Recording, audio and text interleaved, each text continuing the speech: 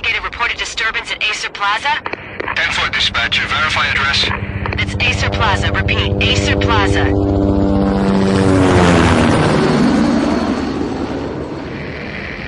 Shots fired on the rooftop. An assault in progress at Acer Plaza.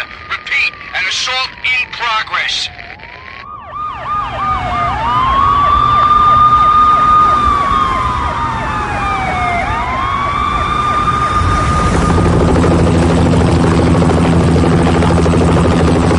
It's a war zone down here. 1085 dispatcher. Need additional units. Additional units now. Officer in danger. Officer in danger. 10-5, please repeat. 10-5, all units, emergency. Officer in danger, Acer Plaza. Repeat, Acer Plaza, all units. They were all dead. The final gunshot was an exclamation mark to everything that had led to this point. I released my finger from the trigger, and then it was over. To make any kind of sense of it, I need to go back 3 years. Back to the night the pain started.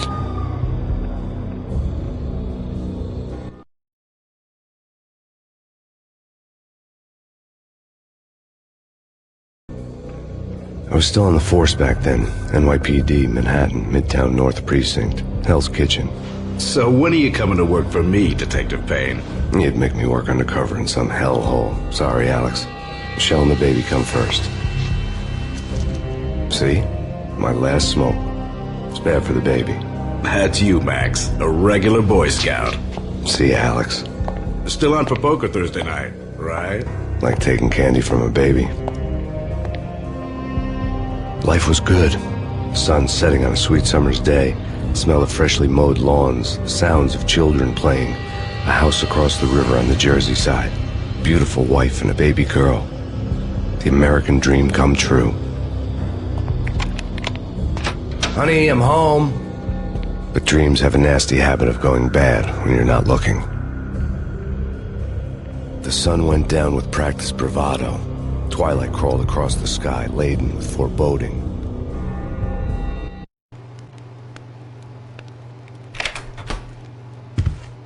Michelle? Honey, anybody home? I didn't like the way the show started. They'd given me the best seat in the house. Front row center.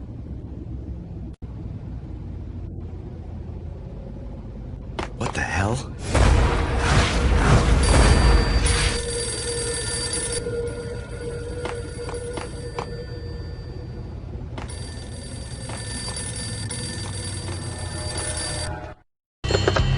Listen, someone's broken into my house. Call 911. Is this the Payne residence? Yes, someone's broken into my house. They're still here. You have to... Good. I'm afraid I cannot help you. Who is this? Hello?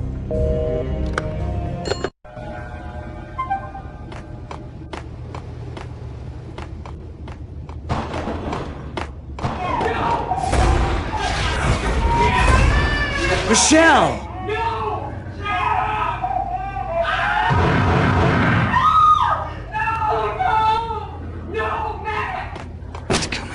Freeze! NYPD, drop it! Coming!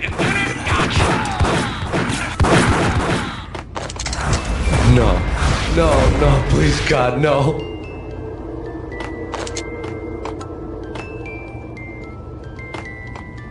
The flesh of fallen angels!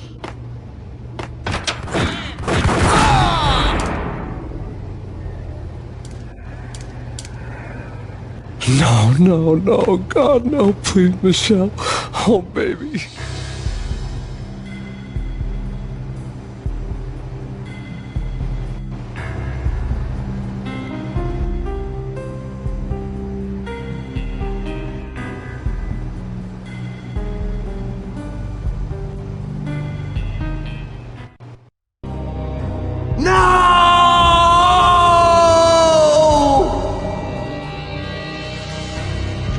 That was 3 years ago.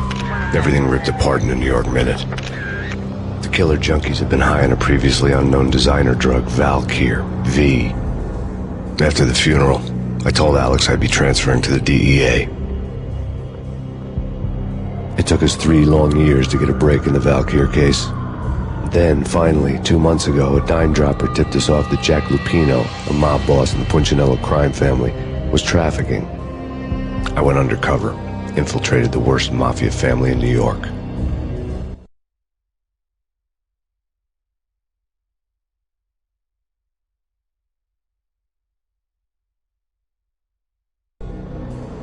I came in from the cold and the dark.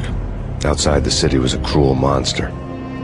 I've been slowly working my way from the small time to the big fish, trying to get to the source of the drug.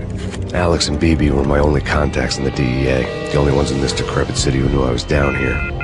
BB here. Something urgent has come up with Jack Lupino. You need to meet with Alex immediately at the Roscoe Street station. I hadn't had a face-to-face with Alex since I'd gone undercover.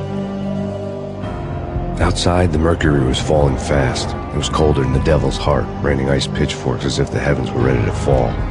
Everyone was running for shelter like there was no tomorrow. It didn't get any better when I got to the subway. The feeling hit me like a point-blank shot straight in the face. Something was not right about this. My Beretta stirred nervously under my coat, but the train doors had already shut behind me, and I was in for the ride. Next stop, Roscoe Street Station, and Alex.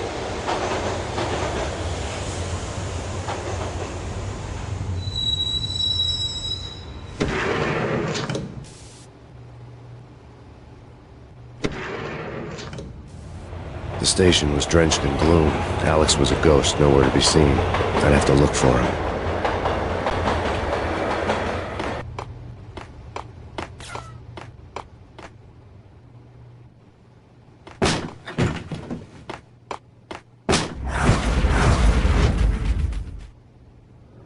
Death was in the air at Roscoe Street. I'd have to find Alex fast.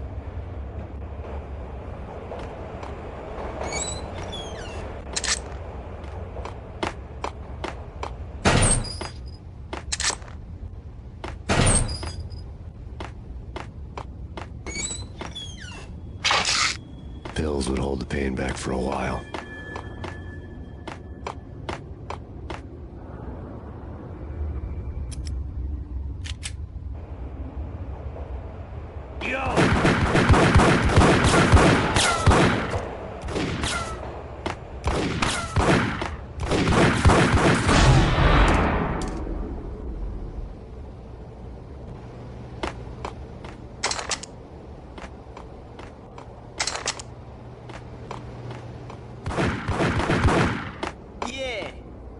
Dead, all right.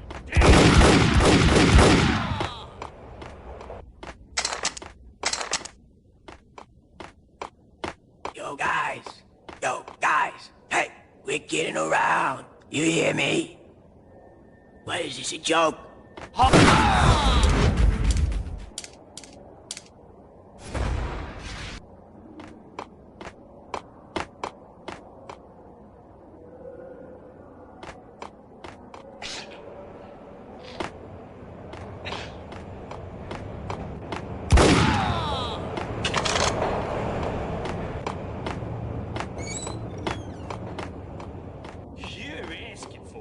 Take it easy. Hey!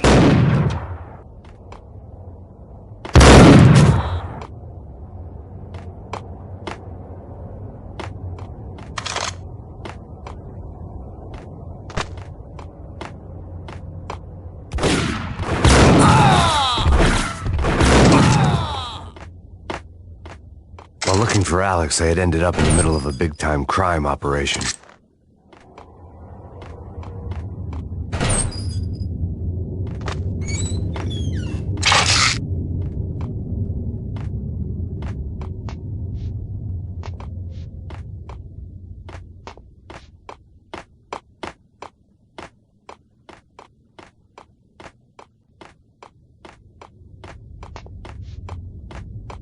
Kiss it goodbye.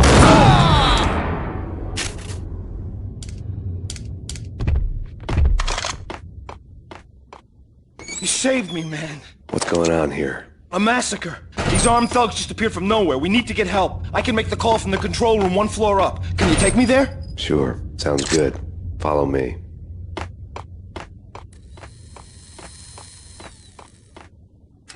The power to the rail had been cut. I'd have to get it back on to get the train moving.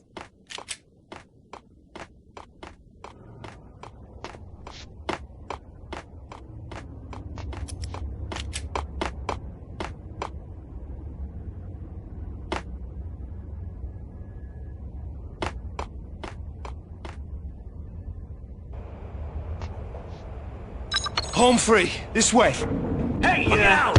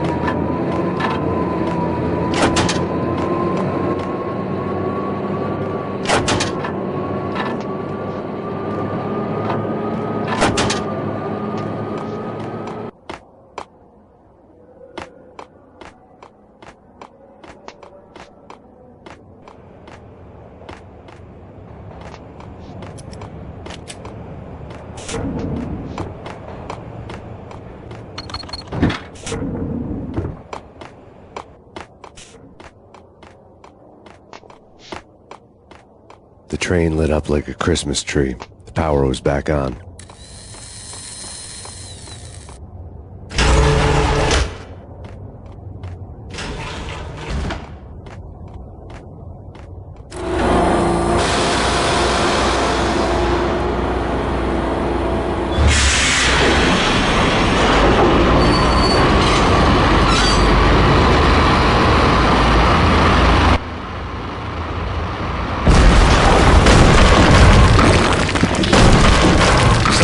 Being subtle.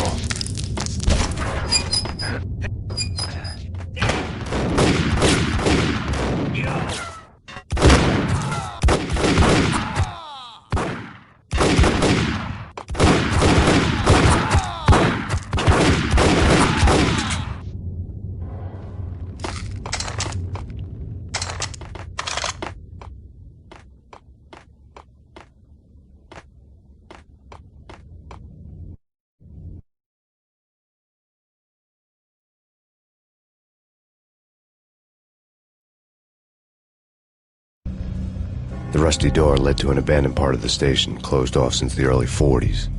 Something big was going down in Roscoe Street. Maybe that's why Alex had wanted to meet me here. Maybe not. One way or the other, I was gonna find out.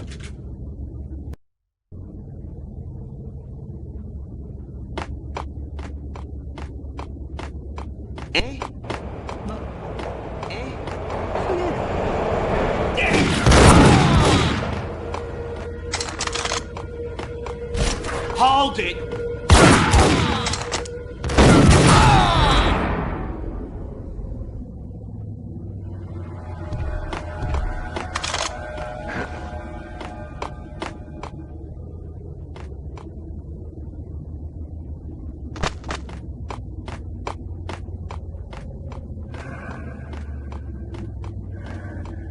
Like Lapino. Now that's spooky. Jack Lapino. Yeah, spooky. But also it's like the failure count is right.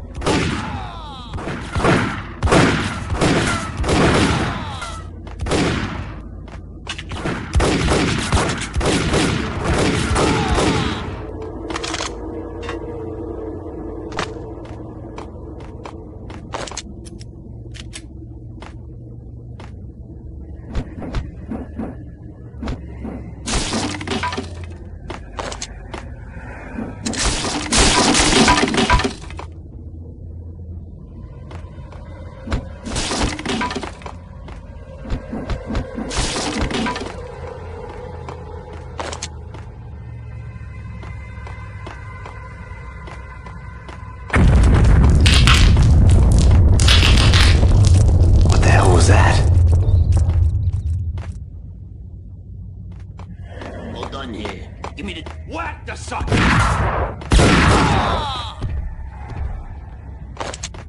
Whack the sucker! What the hell?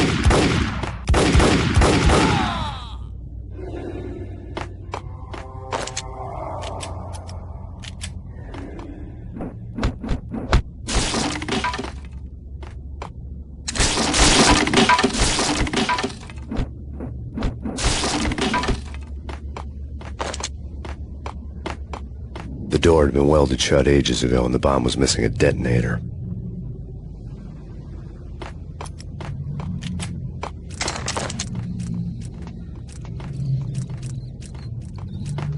Okay, fellas, the police are on their way.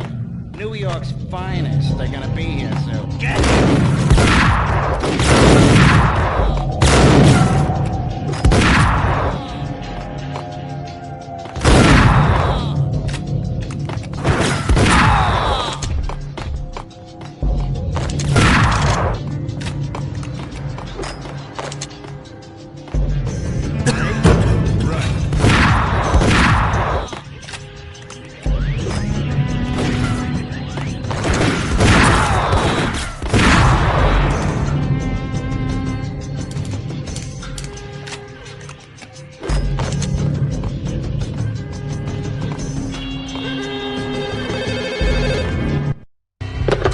We come to you now live from the crime scene.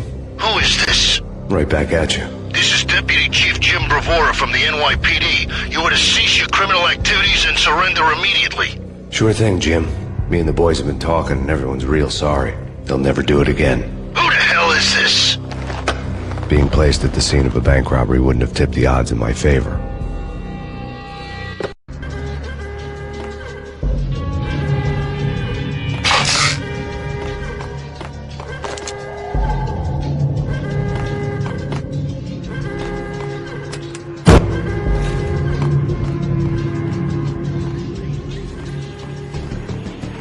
The bank robber's score lay on the table. The bank robbers have been after Acer Corporation bonds. The Acer success story had recently been on every channel and on the cover of every magazine.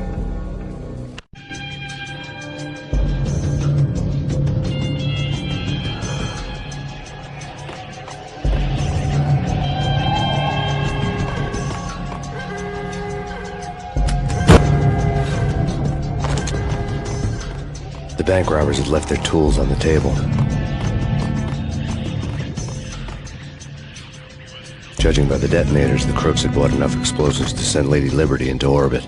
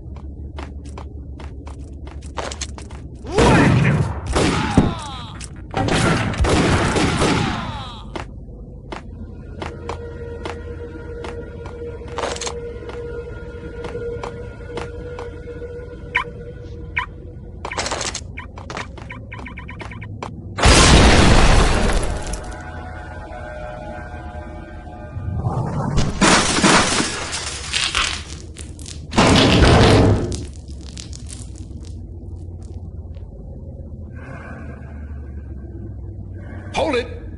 Max! Jesus, you almost gave me a heart attack! I nearly shot you!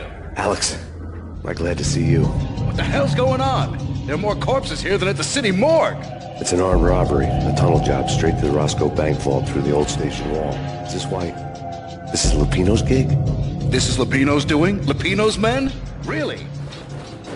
You sure know how to take a place? Can you get through? No, it's locked. We gotta get out of here. If it's Lupino, it's... Alex? Alex! There was nothing I could do. He was dead. I could tell by the empty, accusing stare of his eyes.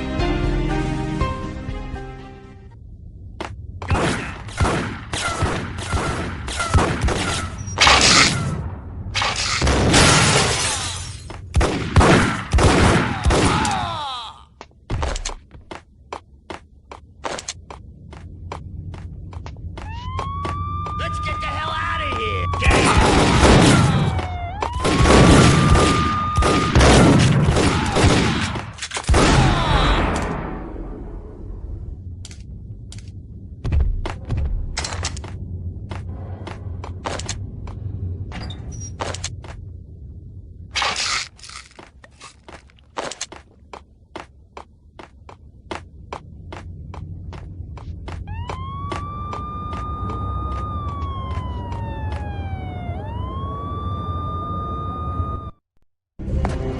Alex had kept me relatively sane for the past 3 years. Now I didn't know how I felt. Somehow he had stumbled upon something big and ended up stepping on Jack Lupino's toes.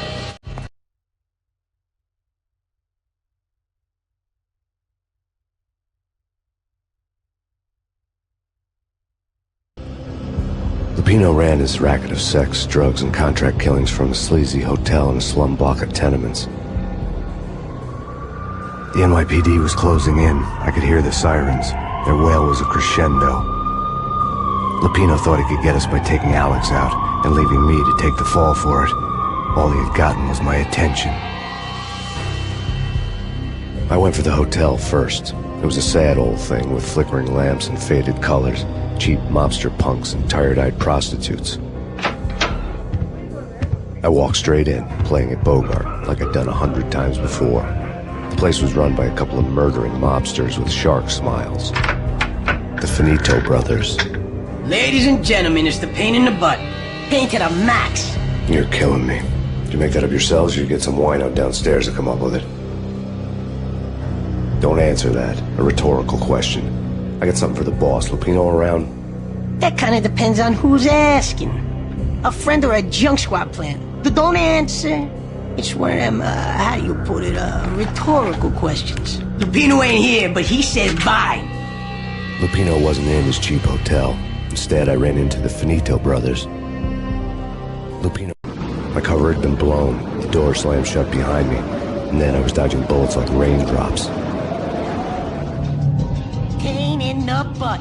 Ha ha! Pain to the max. Junk squad kid. Got to pick up Marble City for you. Deeper than lying down.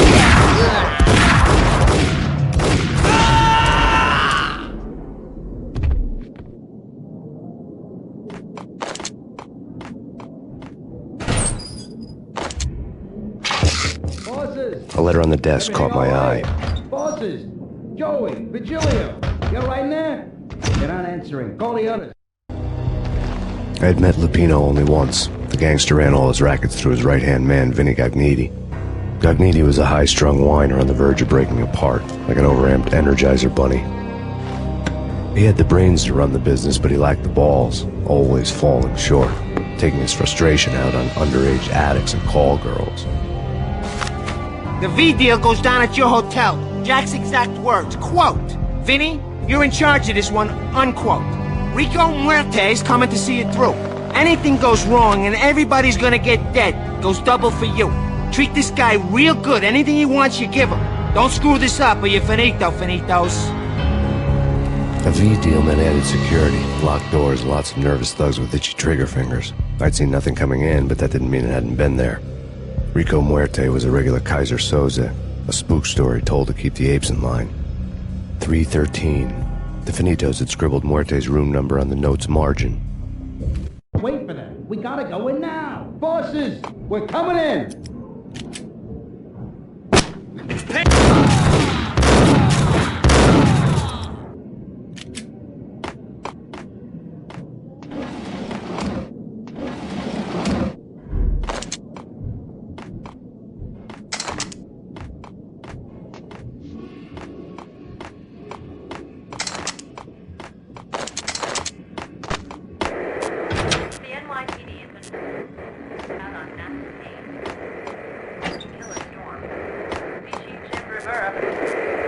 Take whatever steps necessary.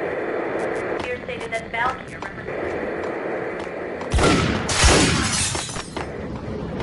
Yeah, something's wrong with the bosses. Payne's there and they're not answering. Let's go. What the?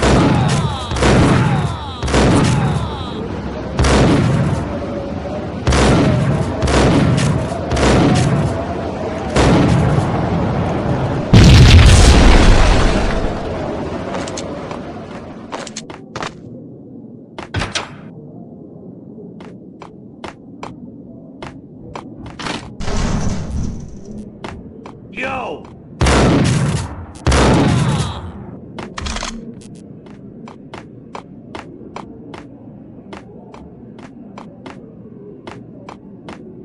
Previously on Lords and Ladies. Lady Amelia, Marquis Valentine asks for an audience. Thank you, Lawrence. My lady. My lord? And now, an all-new episode of Lords and Ladies, brought to you in part by Acer Corporation.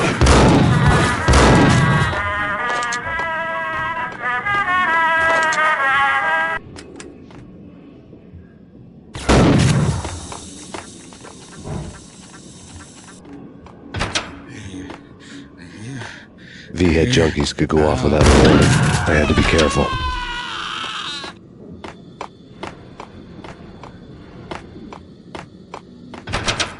It's Payne! Got that!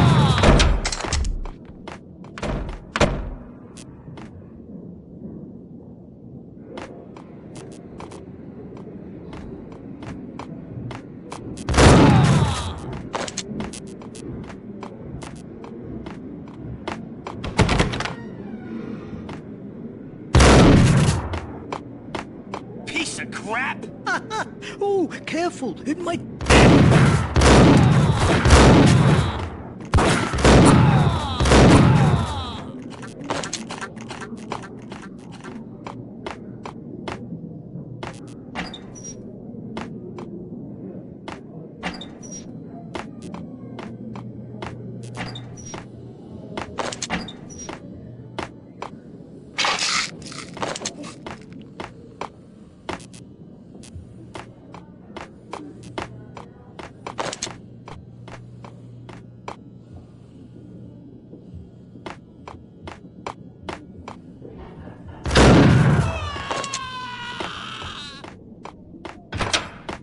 Whack the sucker!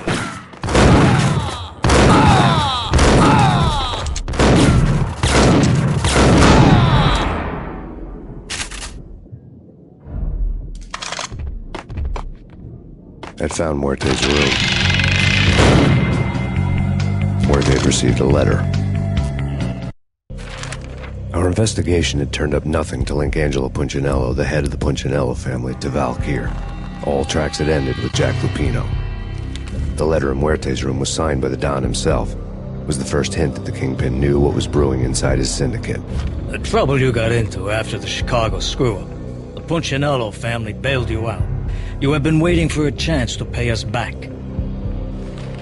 One of our trusted boys has a monkey the size of King Kong on his back. And we need your special skills for backup on a major deal. Collecting evidence had gotten old a few hundred bullets back. I was already so far past the point of no return I couldn't even remember what it looked like when I had passed it.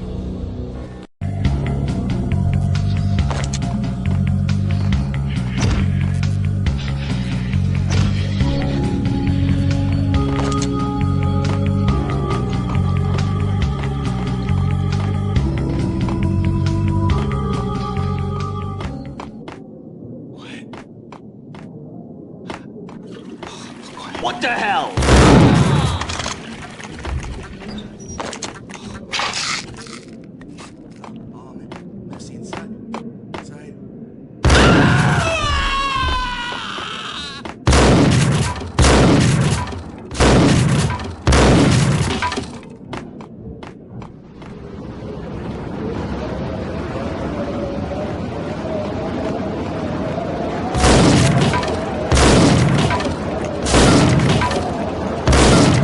I didn't want to know what had happened here. It was not a pretty sight.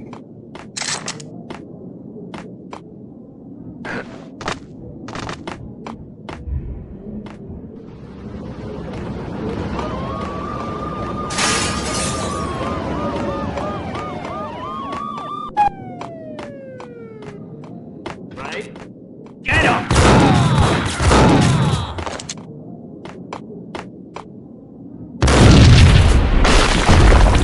What the hell? Told you. God damn. I thought it was a bomb for sure. Nah, the Russian wouldn't dare. This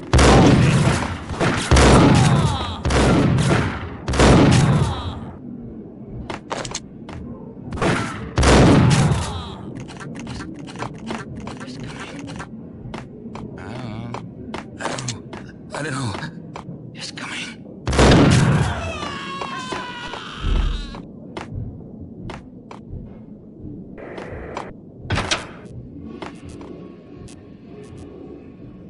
The hooker had left her diary on the table.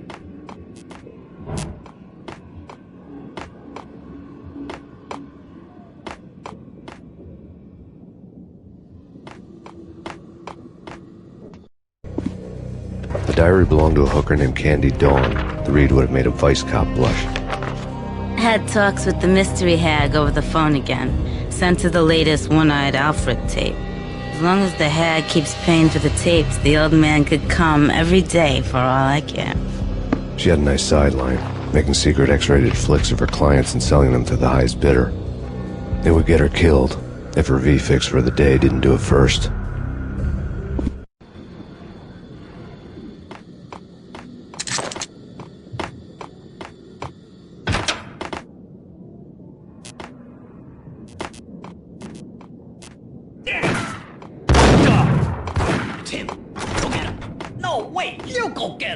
You go and get him.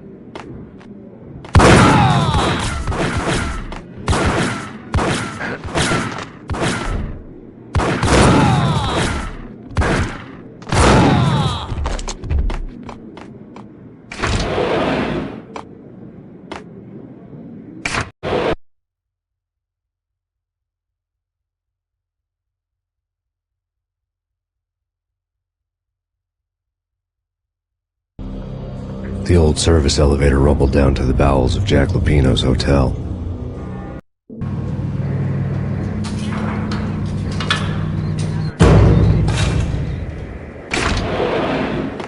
It was freaking crazy. The cops were doing a full-scale siege next door. More traffic than rush hour. Ice 'em.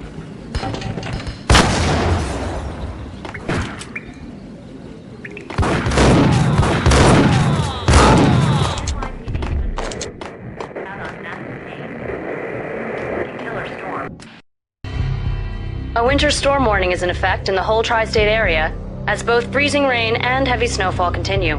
Many roadways are already closed, and people are advised to stay indoors. The severe blizzard has ravaged New York for 3 days now, with no end in sight. We'd been snowed from the start in the Valkyr case. The forecast said there was plenty more where that had come from. But the snowbound city was on my side. Less chance of innocent bystanders getting caught in the crossfire.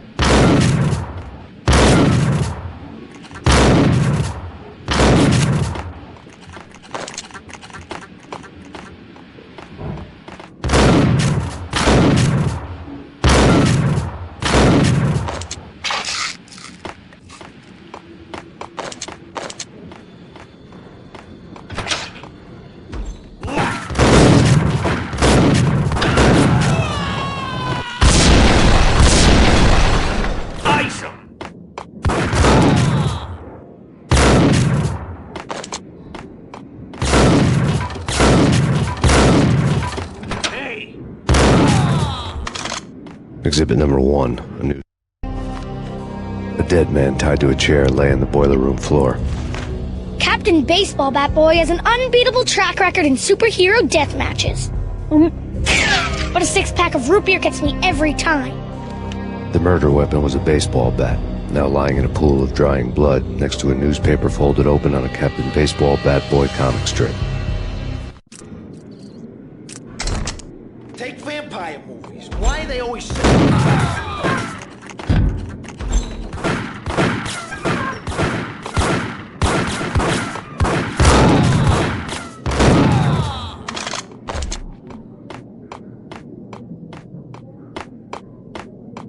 Chill with the guns.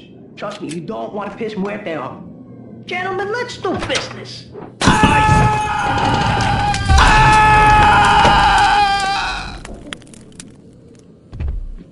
A lifetime ago, this would have gone down as a narcotics arrest.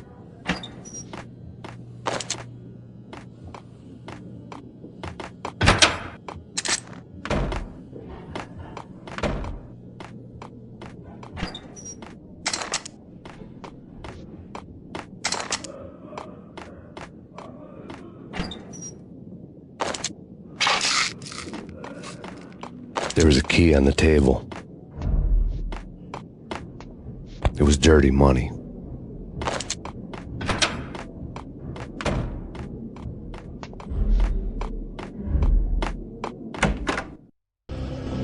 Two mad dog killers, ready to murder each other. They step into the next room, and I'm thinking, now they're gonna do it. But no. They sit down in front of a TV and solve their differences with a kung fu fighting video game. I tell you, kid, I was so depressed, I strangled them both with the video game cables. Oh, Rico, you're so bad. I am, ain't I?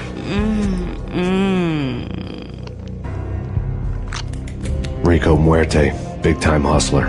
Who the hell? It's that cop. Muerte went for his gun. Do something. There he is.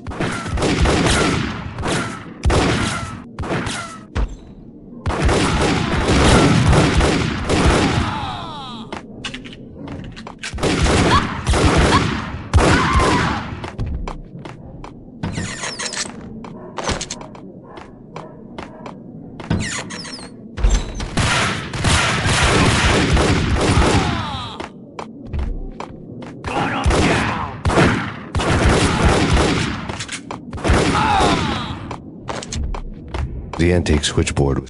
There was an old telephone switchboard in the back room of the reception area, the kind that made phone tapping child's play. It wasn't hard to picture a fat pimp sweating with headphones on, listening to his hookers talk dirty and fake orgasms over a web of party lines, the blood veins of New York. Right now there was a different set of moans and groans going on. Boss, Connery, it's Max Payne. The game started capping us. He killed him. Are you freaking kidding me? He's just one lousy cop. You better be freaking kidding me. Whack him. What's the freaking problem? Hello? Answer me. Hello? The word was out. A deadly virus released into the city's corrupt circulatory system.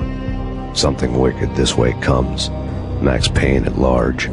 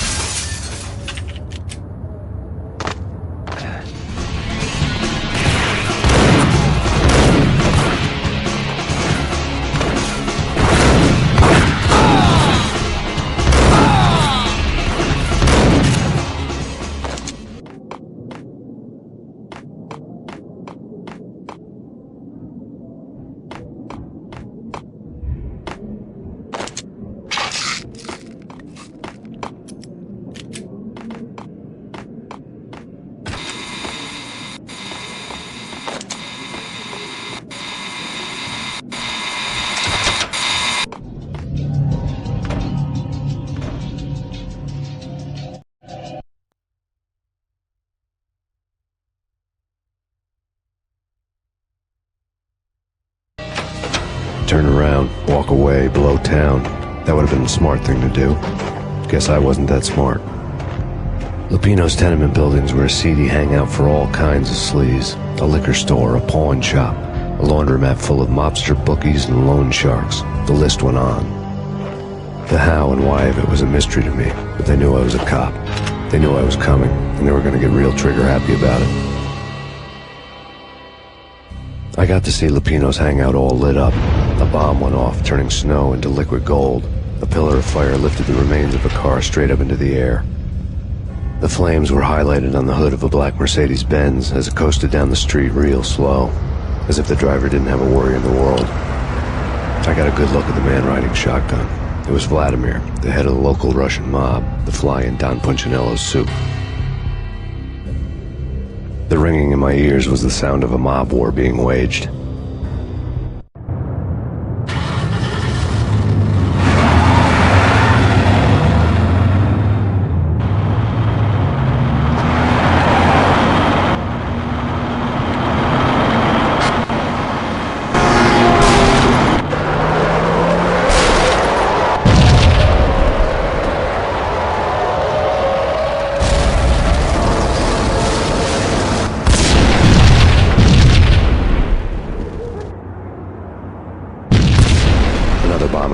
inside the closest slum building.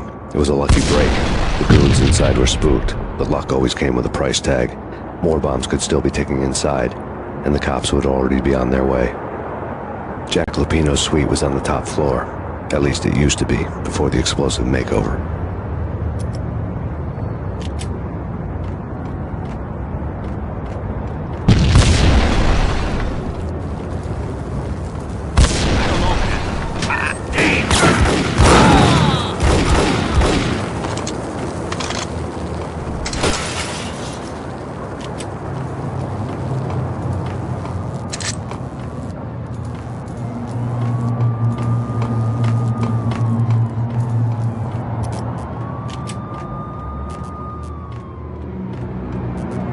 The headlines were a depressing read.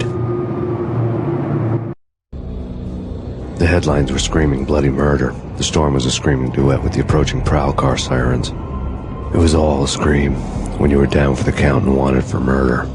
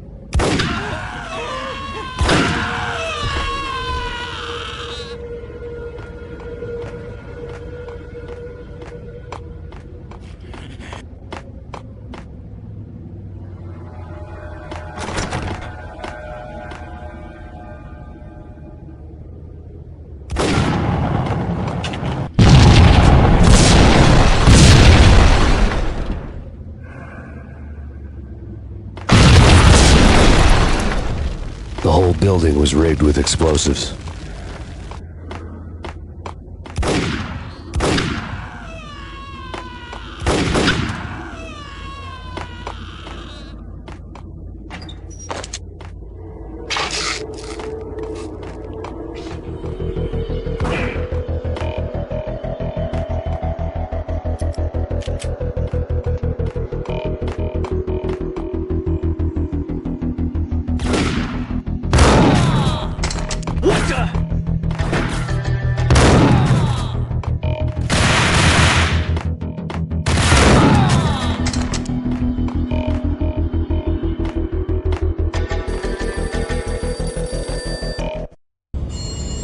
A beaten-up phone in the entrance hall was ringing.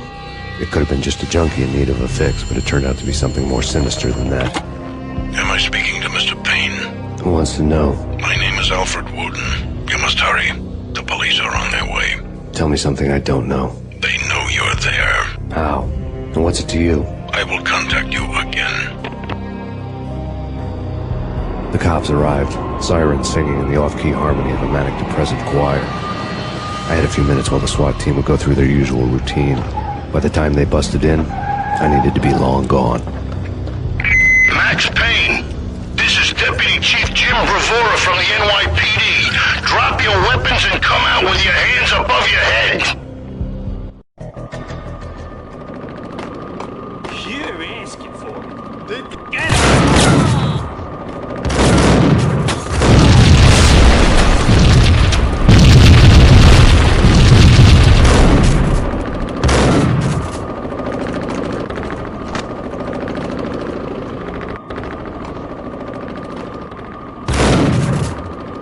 Someone had left a letter on the counter. There was a key on the shelf.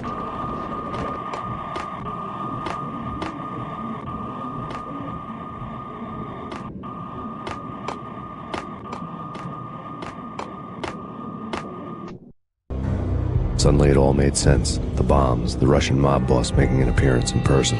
Gagniti was his usual self, all talk and no walk. After our hit, the Russian has only a couple of guns left, and they can be bought. There's no freaking way he has the guts to try anything after that. As it turned out, the Russian had plenty of guts. One thing you could count on, you push a man too far, and sooner or later he'd start pushing back. NYPD, put your hands where I can see them. Final warning. Surrender or will be forced to...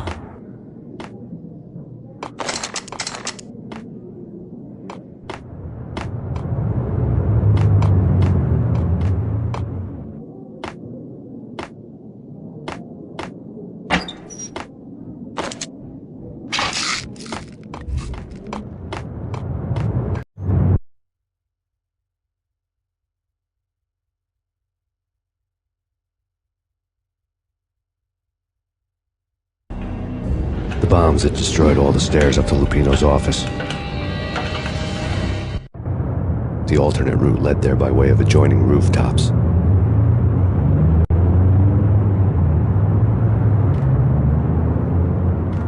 It's never been this cold. Never ever. It's like the sky's falling.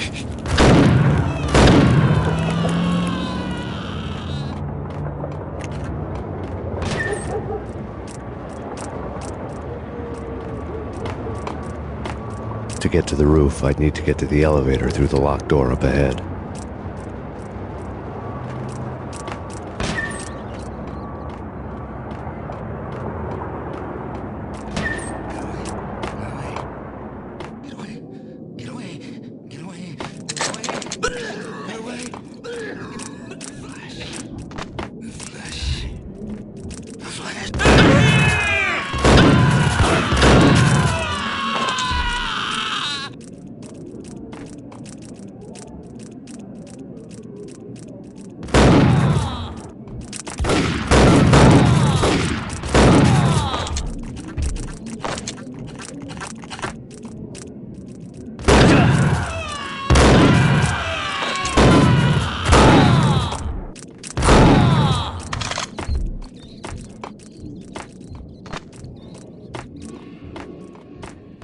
No, don't shoot.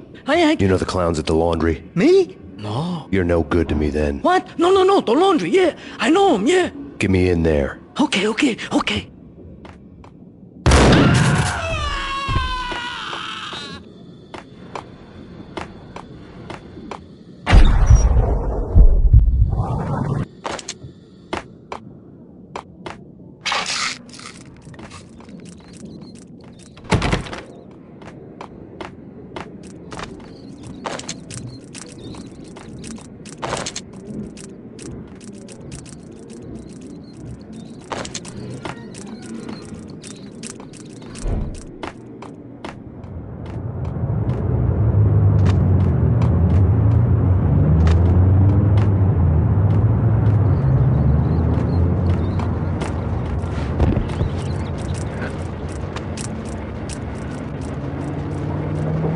It's me. Open up. Let me in, quick. Not so fast. The password. John who? Come on. Okay, John Woo. All right. Come right in. It's a trap! It's Payne! There he is.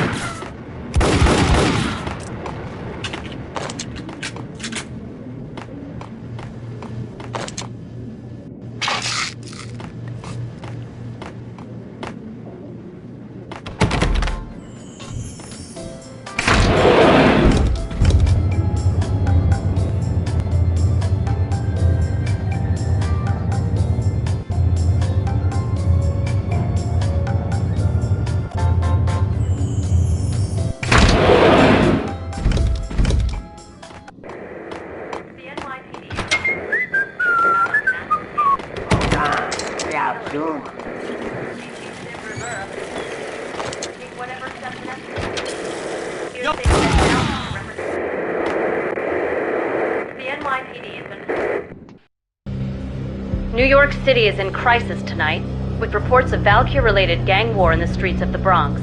Apparently, Max Payne, wanted for questioning in connection with the slaying of a DEA special agent earlier tonight, is waging a one-man war against his former partners in crime.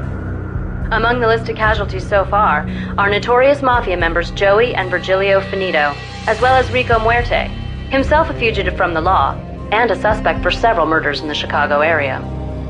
The NYPD has been placed on full alert. A citywide APB has been put out on Max Payne. Deputy Chief Jim Bravura has promised to take whatever steps necessary to bring him to justice. What those steps may be remains to be seen. For NYCNN TV News, this is Kira Silver.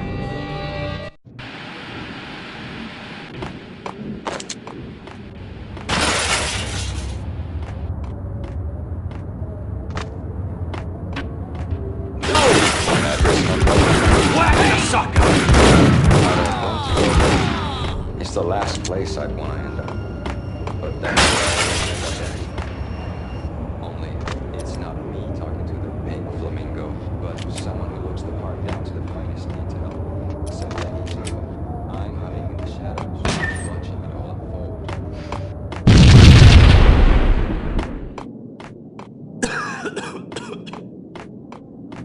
Red, blue, or green? It's always red or...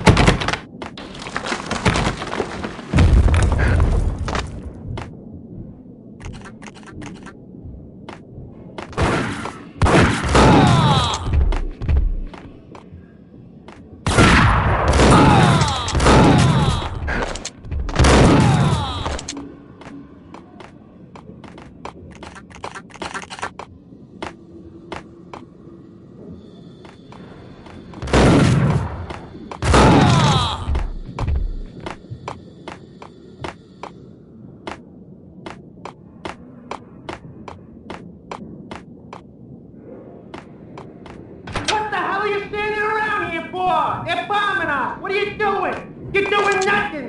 What are you doing? This is war! Freaking war!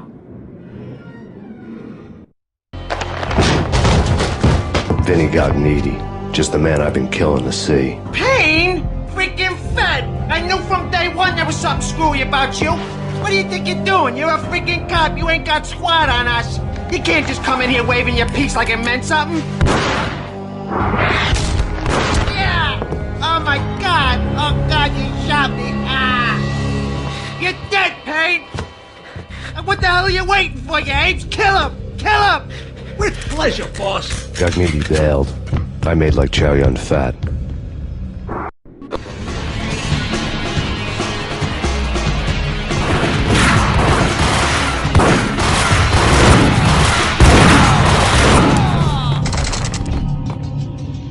A crumpled letter lay on Gagnidi's desk.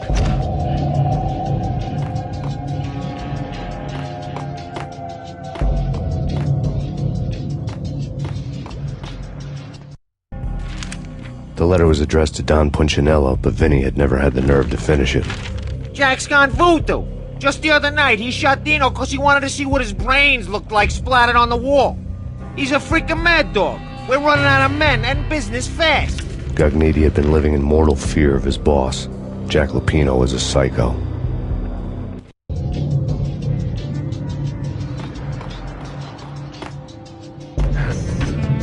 Vinny Gagnidi was running scared. He could run, but with a bullet in his stomach like a broken bottle of Tabasco, he was quickly running out of time. He knew where his boss was, and I wanted to square things up with Jack Lupino. Gagnidi would be moving fast. I don't know about angels, but it's fear that gives men wings. I'm hiding in the shadows, watching it all unfold. The flamingo speaks. It can speak. It says... that mirrors are more fun than television. Somehow I know this, just don't ask me how.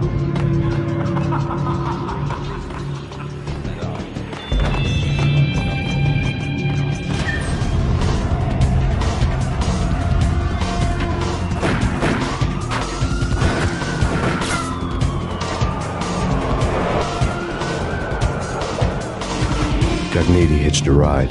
To catch him, I'd have to follow his lead.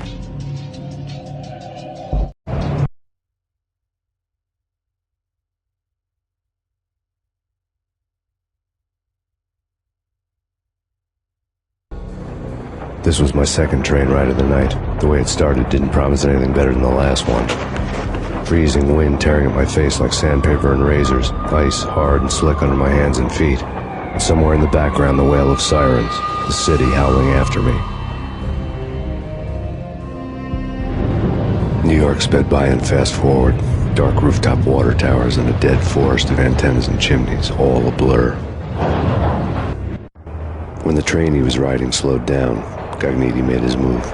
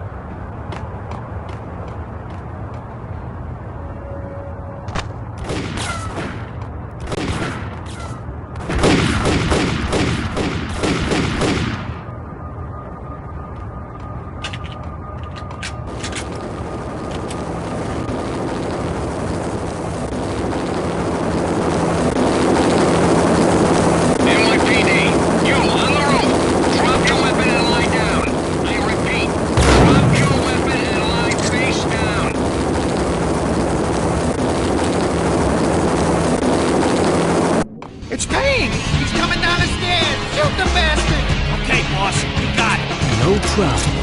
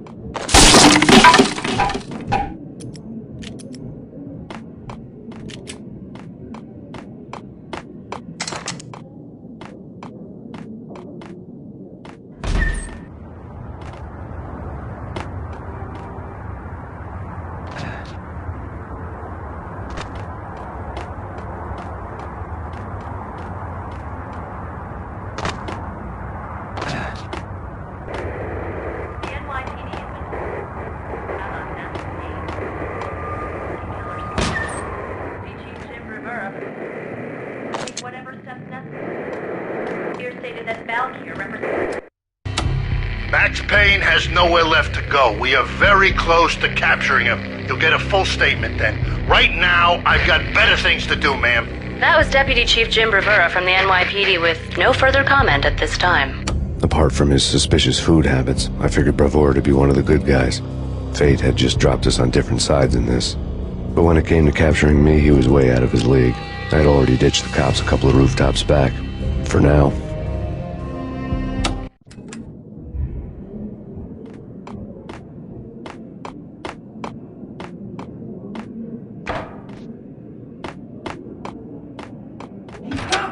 I can hear him. Ready?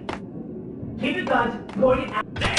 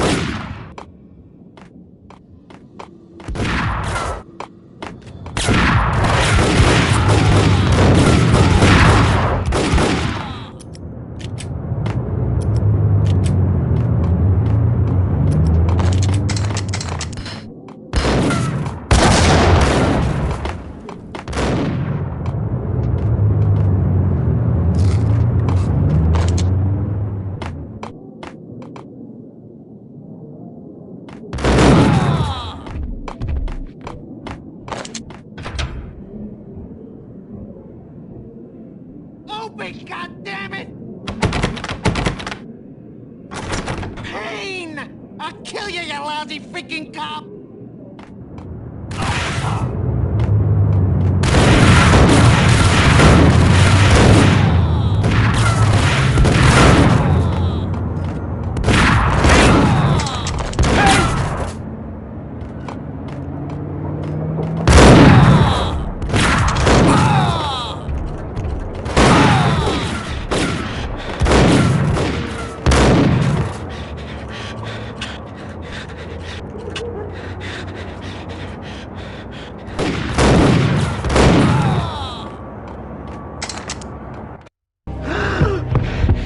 Gagniti ran out of steam in a dead-end alley with steam boiling out of the sewer grates like all the fires of hell were burning high beneath us. It was shakedown time. Where's Lupino? Screw you! Bad start, Vinny. Ah! Police brutality! I rate pretty high on that. You can't just hurt me in cold blood! Just keep telling yourself that. Listen good, Candyman. I'm not gonna be anybody's fall guy. I want to know where your boss is hiding. There was no glory in this. I hadn't asked for this crap. Trouble had come to me in big dark swarms. The good and the just were like gold dust in the city. I had no illusions. I was not one of them. I was no hero. Just me and the gun and the crook. My options had decreased to a singular course. I'll tell you, just don't hurt me no more! Lupino's at Ragnarok, the nightclub! Book me! Take me in a home into the freaking jail, just don't hurt me! Your rights will be read at your funeral.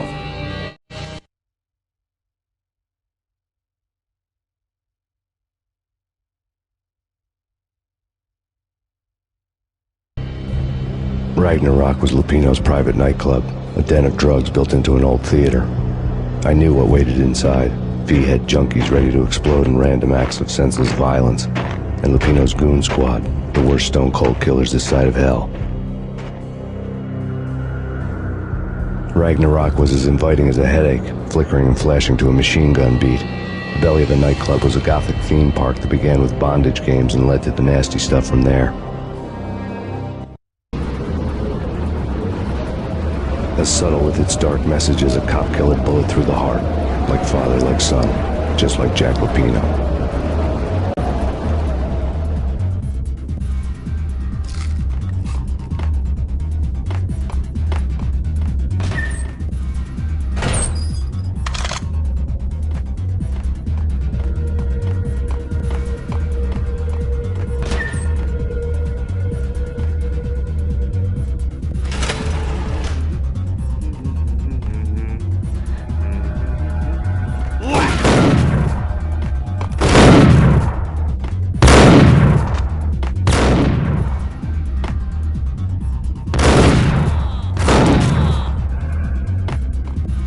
book had never been a bestseller. Given the setting, I was surprised to find that somebody had been passing time reading. The paperback was entitled The Age of Murder and Storm. The blurb on the back mentioned Norse mythos and Ragnarok, the end of a Viking world with a terrible winter that covered the earth in ice, when vile crimes were rampant and all humanity lost. I could see how somebody impressionable might get it into their head that we were at the end of time. I was also beginning to see what the nightclub and its owner were all about.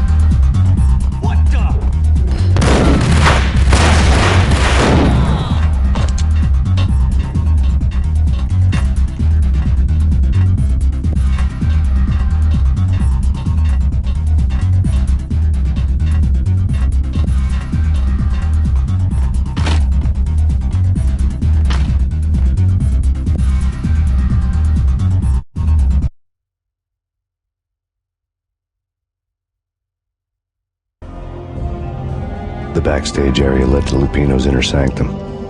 The hot air inside was like an invisible wall, thick with incense and something else, a sickly sweet smell that made you gag. This was the rotten core of the Big Apple. Lupino lurked somewhere ahead, like a spider at the center of his web, waiting. The vapors in the air started to make my head swim. Torn pieces of a letter lay scattered on the sofa.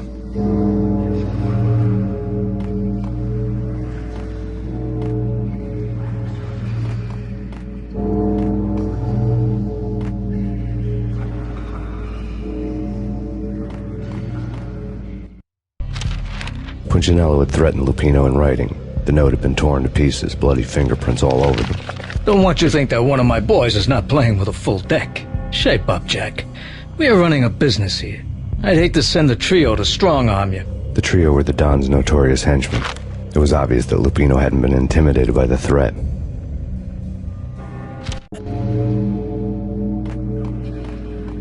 The flesh of fallen angels! Come to me all! Astaroth, Beelzebub, Asmodeus, Baphomet, Lucifer, Loki, Satan, Cthulhu, Lilith, Ella!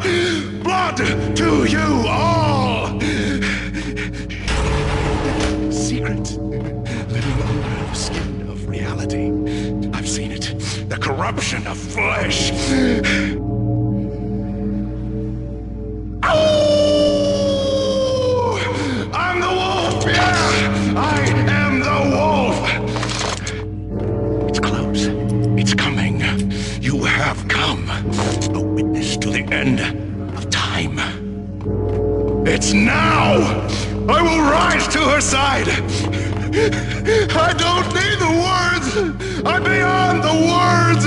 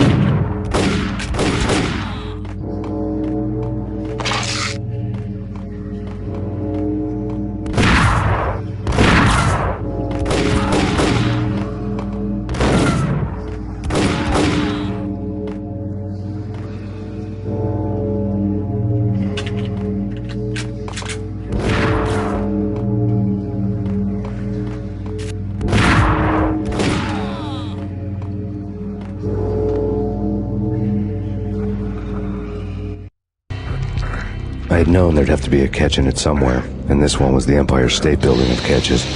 Lupino was pumped up and dying to go 15 rounds with a mutant alligator. And then he started this spooky monkey talk, straight from a bad dream. Mine. I have tasted the flesh of fallen angels. I've tasted the devil's green blood. It runs in my veins. I've seen beyond the world of skin, the architecture of blood and bow and arrow. Death is coming! She is coming, and hell follows with her. This is the twilight winter. I am ready to be her son. Her time is now, and all who stand in her way must die!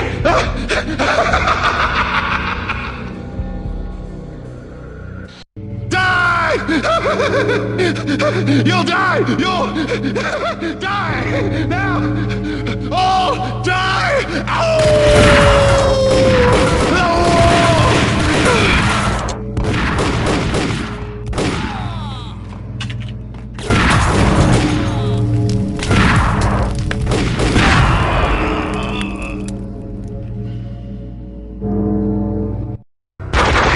When Lupino finally went down, I wanted to make real sure he'd stay that way. V was a bad monster. Turned them into friggin' zombie demons from outer space. I think he's dead already. Huh? And that's when it happened. But dead or not, you've got the wrong guy. In stepped this knockout femme fatale, holding a gun to my face. I returned the favor.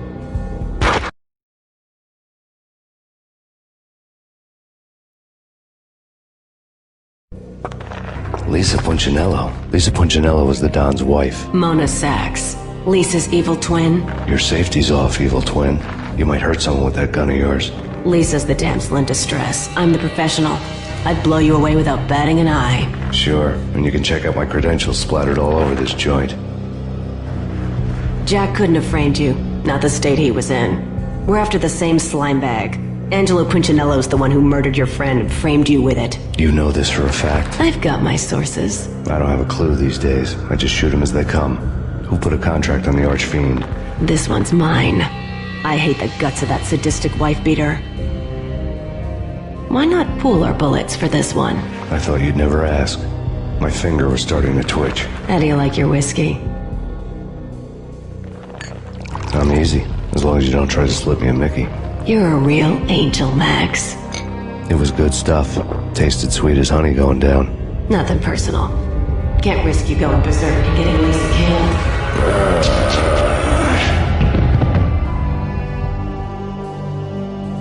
The nightmare was always the same. Violent shapes moving in darkness, old and ugly. The killer's mad laughter was a riddle filled with wicked innuendo.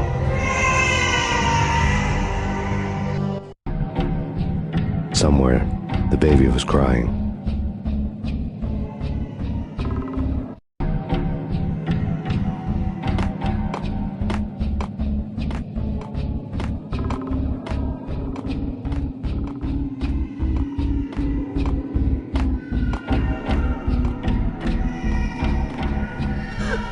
Max, no, please, Max. Why? I didn't mean to. I'm sorry.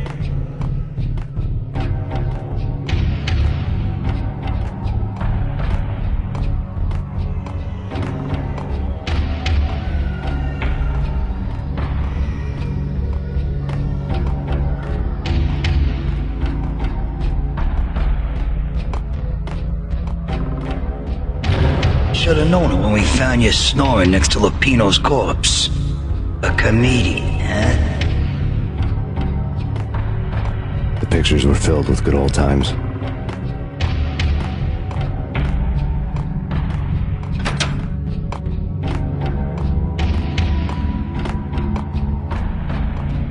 I really love to watch cartoons. Captain Baseball Bat Boy's my favorite.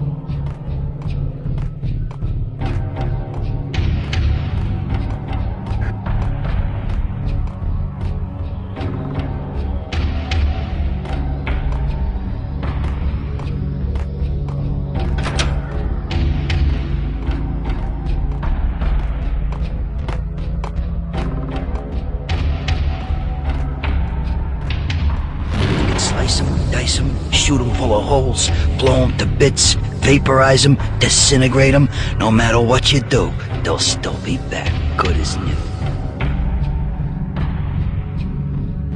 Michelle's diary lay on the table.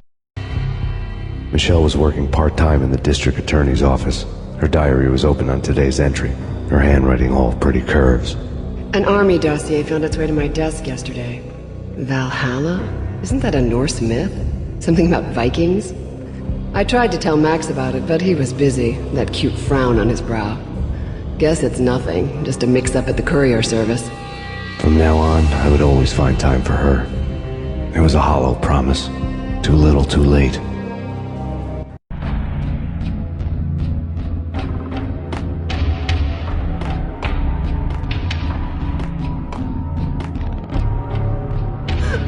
Max, no, please, Max. Why? I didn't mean to. I'm sorry.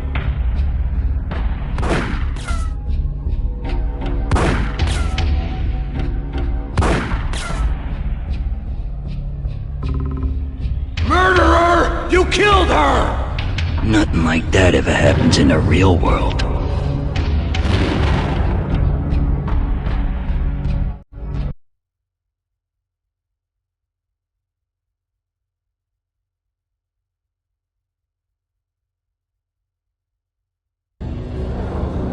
I woke up in a bad dream. My head felt 2 sizes too small for my brain.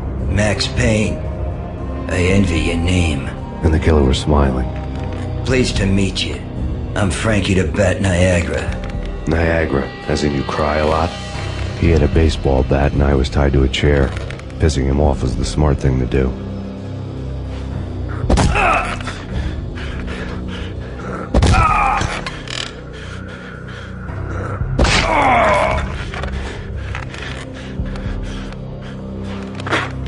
Nothing wrong with a little laugh now and then. Take me, for example. I love to watch cartoons. Cartoon violence is a fascinating thing. Let's take a break. I need to take a leak and maybe grab a cold one at the bar. Don't worry. I'll be back to finish this off. And then, it's checkout time. You play, you pay, you bastard. He swaggered out, and the door clanged shut behind him, locks clicking into place. Everyone makes mistakes. Mine hadn't been to crack jokes about the goon with the bat. He'd have cracked my skull regardless. It hadn't even been to trust a girl with a gun. I had blindly gone after the first bad guy on my hit list when I should have been aiming further up the ladder, at the head of the Punchinello family. I couldn't bring myself to be pissed at Mona. Guess I had a soft spot for her pretty face.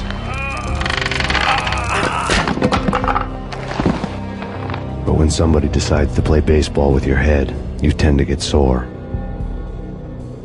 They had dragged me back to the basement of Lupino's hotel. I was beaten, bruised, and blue. I felt like the chair I had broken to get free.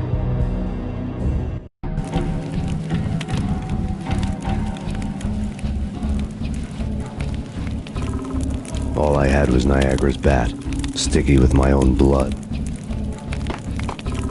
Without a gun, I'd be no match for Frankie's men. I'd have to play hide and seek with them.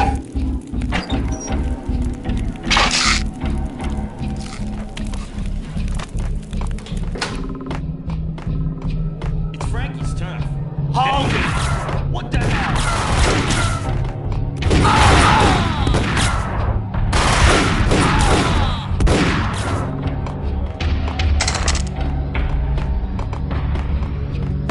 What the?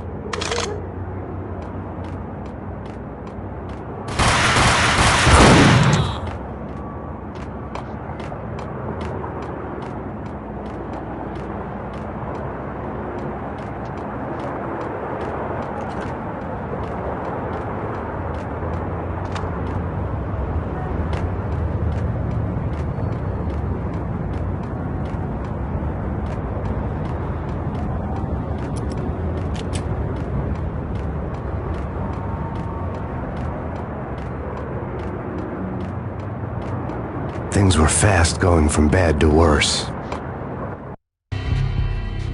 The men in blue had come and gone.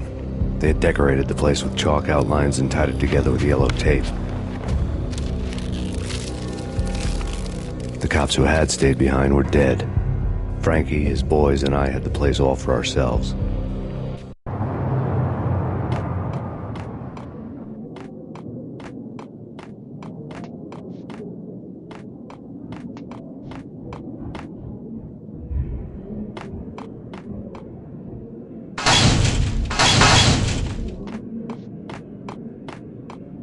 Just forget about it. Just forget about it. Hey, just forget about it. That crazy witch, you should have heard her. She was a real scream when the boys caught her trying to cap the Don. Oh, that's friggin' bad. To the trio? That's even worse than what Frankie's doing to that poor bastard downstairs. She's gonna take a long time to die. The mobster muscle on the phone was talking about Mona. Punchinello's trio were nothing but bad news.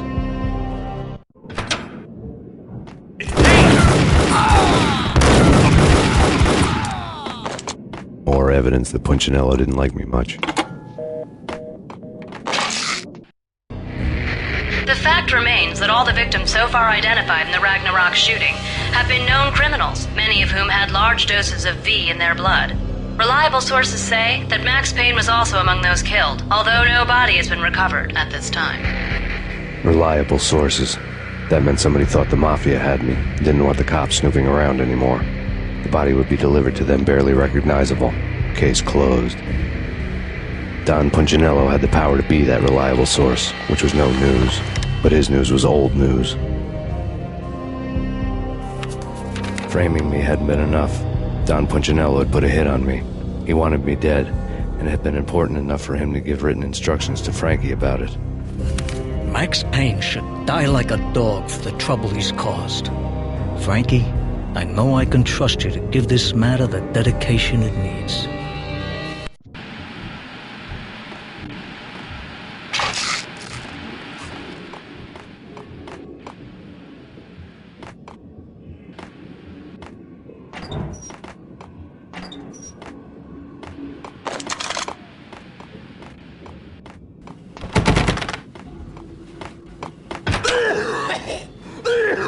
What the?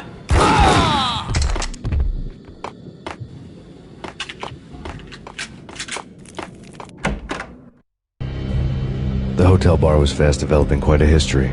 True to his words, Frankie was there, having a beer. Jesus Christ. How the hell did you get loose? Got bored waiting. Thought, what the hell, we could just as well finish this here. Fine by me. This works out just as well.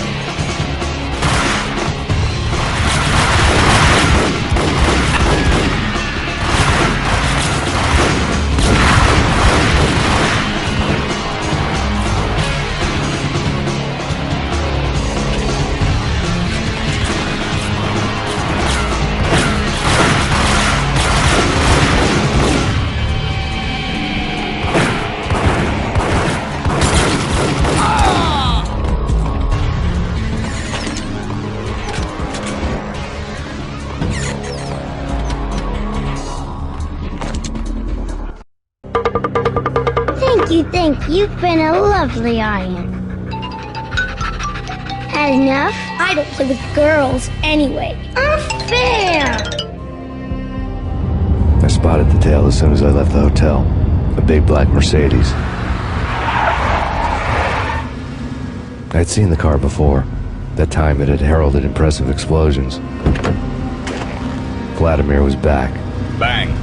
You're dead, Max Payne. I might have laughed if I remembered how. What's this supposed to be? Cops and robbers? Look, you want something with me? Get in line. Peace, man. Relax. You know you are a real news item. Armed and dangerous. I am going to make you an offer you can't refuse. I've always wanted to say that. It's a bum rap. I've been framed. That's a moot point. Whatever you did or did not do, I'm sure you had good reason for doing it. Want to hear me out? I'm listening.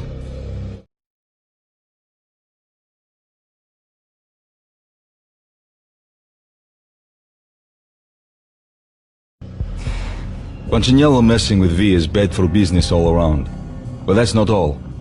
There is this guy, Boris Dime, used to pull jobs for me. He's the captain of the cargo ship Charon. Now the bastard turncoat has gone over to the other side, Punchinello's. The ship's loaded with high-res hardware, guns, my business. If Punchinello gets hold of that cargo, he's won and I have lost. And you'll have your work cut out for you. If you want to get to Punchinello, you'll need heavy-duty persuaders. I am just the man to get them for you. Change the ship back under my flag, maybe pop 2 in the traitor Dime's head while you're at it. You'll get enough guns to start the apocalypse. You in or out? Let's get this show on the road. Vladimir was one of those old-time bad guys with honor and morals, which made him almost one of the good guys. None of us was a saint. The Brooklyn riverfront was a maze of rusty containers, sharp-boned cranes looming up from the snowstorm.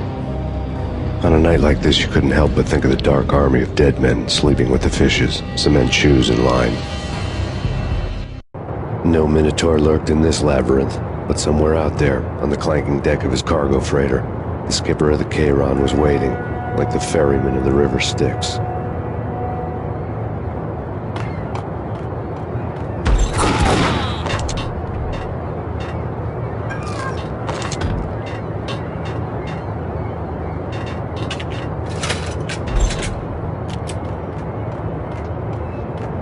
Hold it!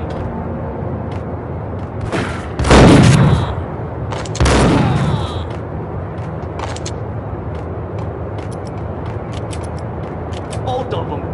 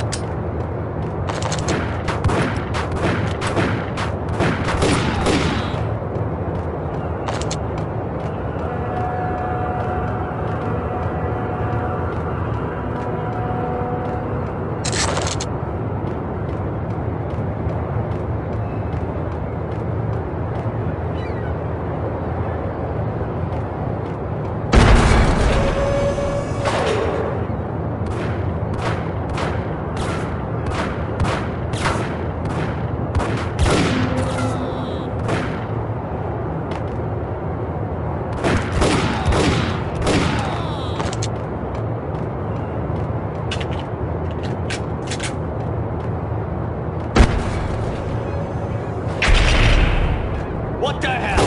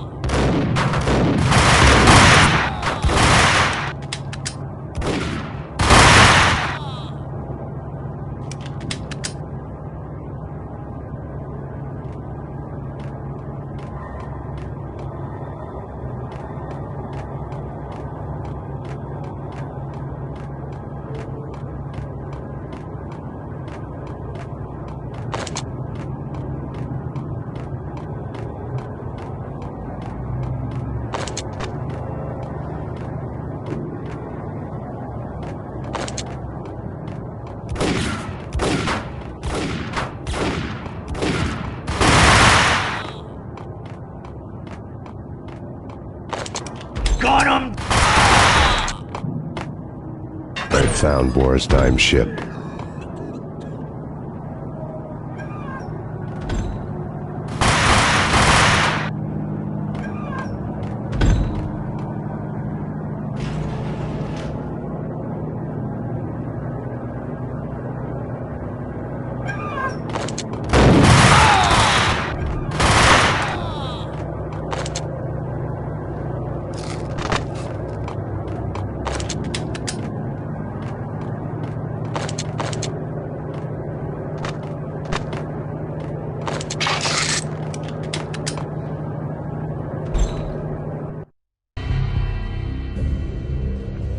Rust had crept over the sides of the cargo steamer a long time ago. Boris Dime would be on board. I'd have to smoke half of his crew to even get near the gangplank. The guns were probably being kept in the hold, buried amidst the rats and oily water.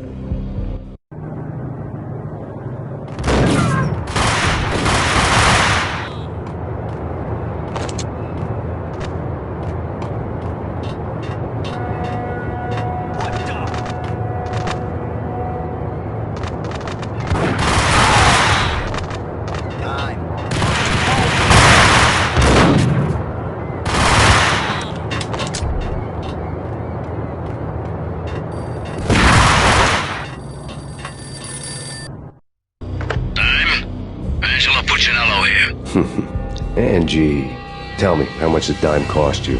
I bet it was more than his name. Max Payne. Right the first time. You're dead, punk. You sure you're not confusing me with Boris here? But you are right, of course. Pretty soon we should get together and have a talk. You son of a... Pissing Punchinello off was a dangerous game, but when people get mad, they make mistakes. I should know. That's where I wanted Punchinello, mad enough to trip over his own feet, preferably into a grave.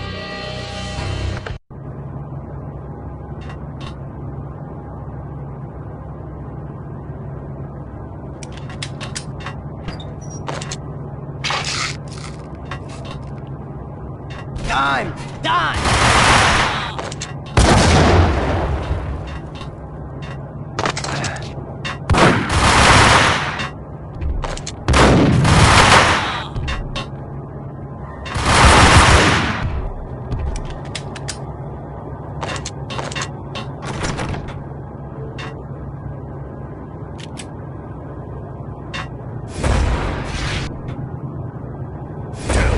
Devil that Dime sent you.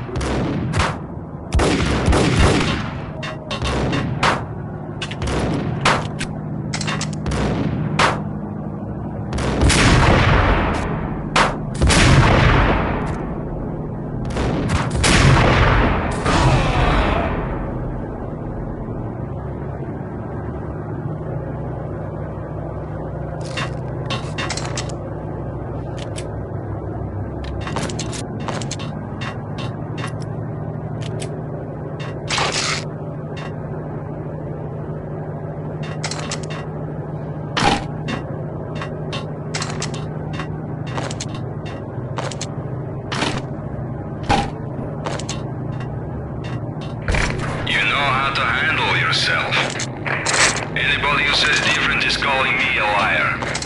Glad that you're here. Collect all the guns and ammo you want. Meet me on the bridge afterwards.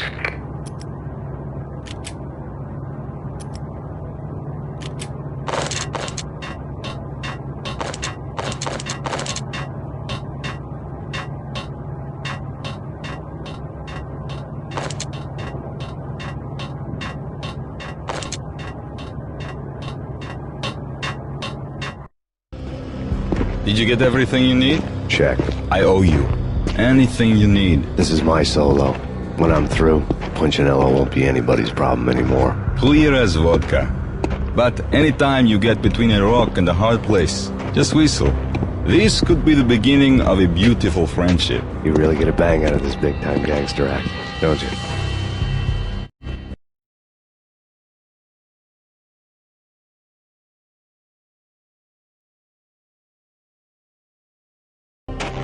Even with all this firepower, I figured I couldn't get to Punchinello at his manor. I could only hope that he wouldn't pass a chance to hear me beg, to see he's won. This is Max Payne. I want to cut a deal. Payne, you're a dead man. That's what everybody keeps telling me. I got your ship and her cargo. I want to meet. No pain, no gain. Capiche? You know my restaurant? Yeah, I know it. 1 hour. Punchinello's restaurant had seen better days. Snow was falling like ashes from post-apocalyptic skies, but that was outside. Things would soon get hot in the Don's restaurant. I knew it was a long shot, Angelo Punchinello actually showing up, but there was no crime in hoping.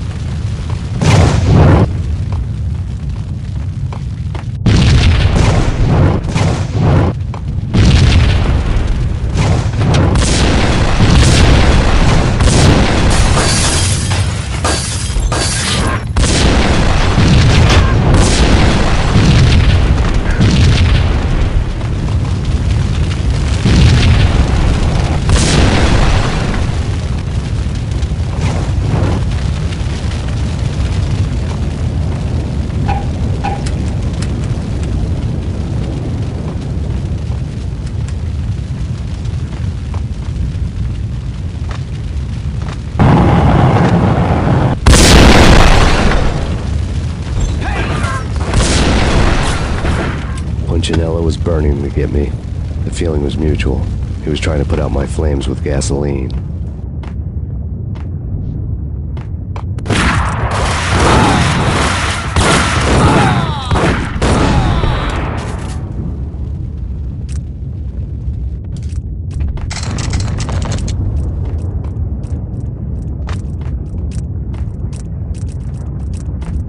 The mobsters have been guarding a real treasure. The way out of this disco inferno. It's Payne!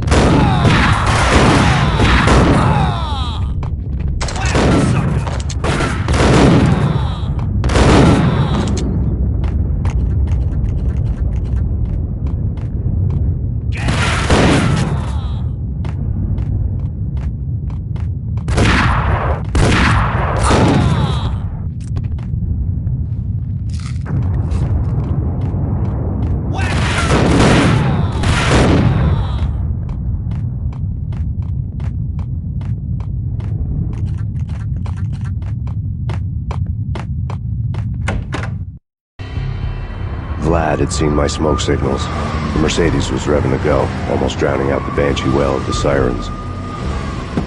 You coming? We'll drop you off at the Punchinello Manor. Sounds good to me. When this is over, look me up. I could use a professional like you. I'll keep that in mind.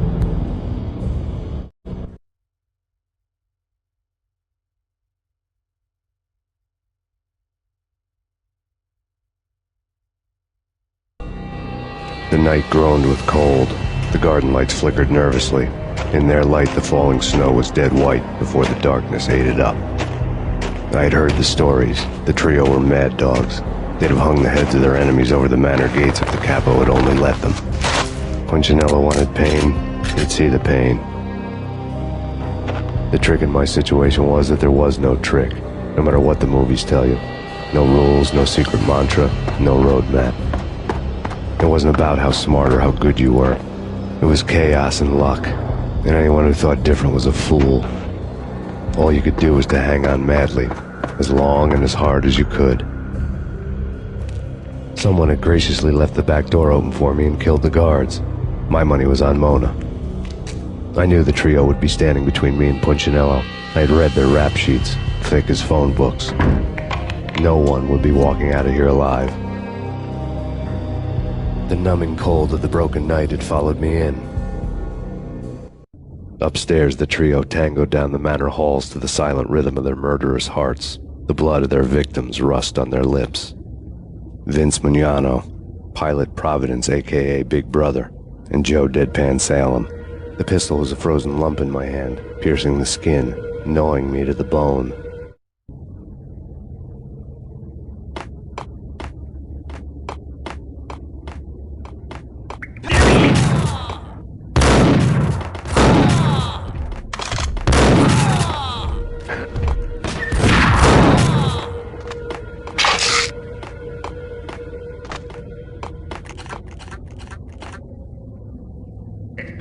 Someone get the guys from upstairs! No, hold it!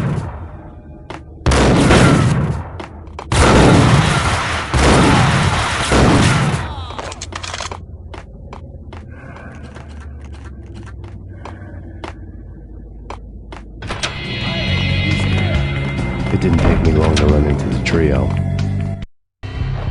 The word on Lisa Punchinello was that she was a bit of a witch.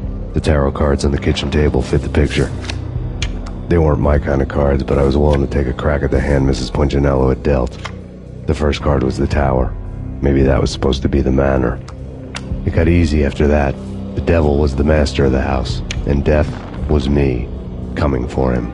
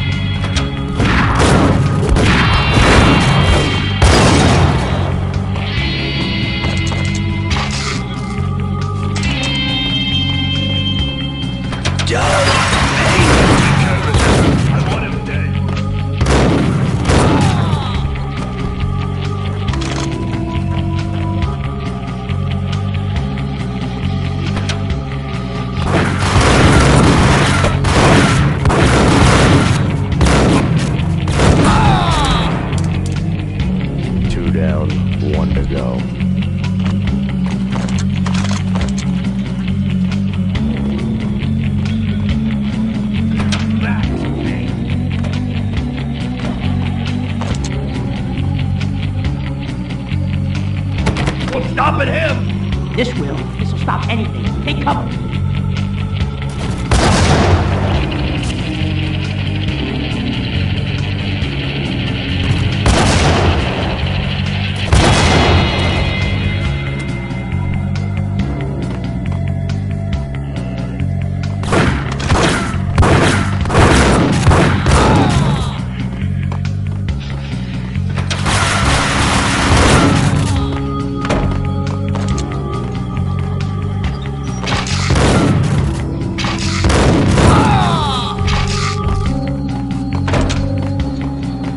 Too late for her. You're a real angel, Max. I couldn't tell whether it was Mona or her sister. The body was a mess. The sick bastard had really gotten a kick out of it. Seeing her lying there got me thinking about another woman's body on another bed. Got me thinking about a fallen cradle.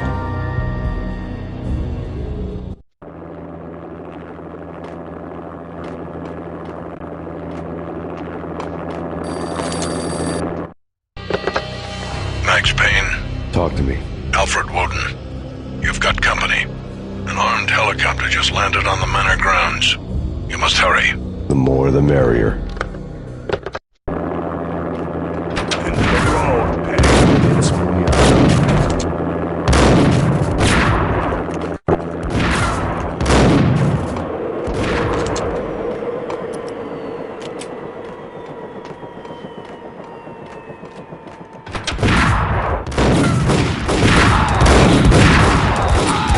Punchinello's trio was done for.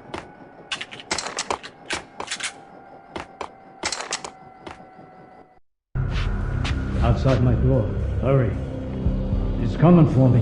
You gotta hurry. Please. I could hear Punchinello on the phone begging for help. He should have been saying his goodbyes.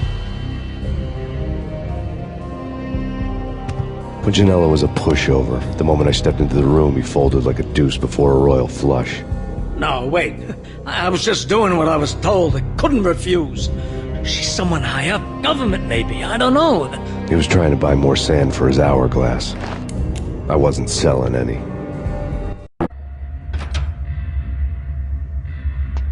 No, I told him not to.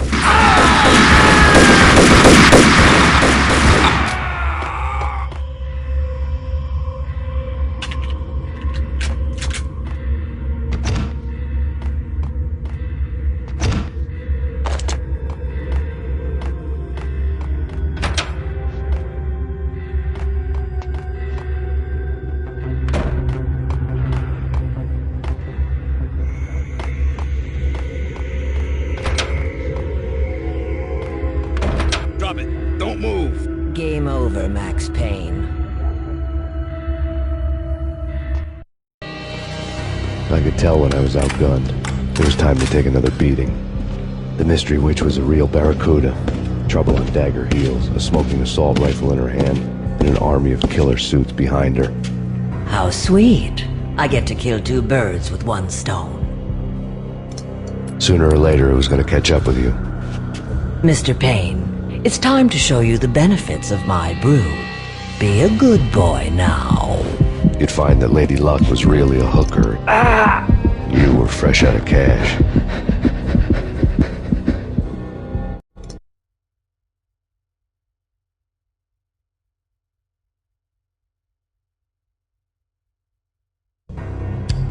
Gentlemen, we're done here. Take me to Cold Steel. She had just given me an OD of Valkyr. I could feel green fire eating my brains. They turned to steam. They did a fade on me. I'd never had a chance. The witch had got me just as sure as if she put a gun to my head and pulled the trigger. The shadows rushed me, bruised mugshot faces hungry for revenge. They knew my weak spots and closed in for the kill. The floor turned into a vortex of green blood. I fell. The flesh of fallen angels.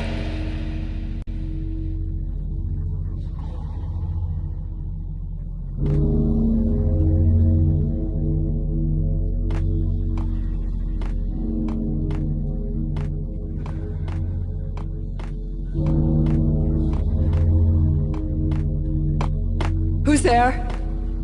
Max? Max, is that you? Max? Where are you, Max? Please.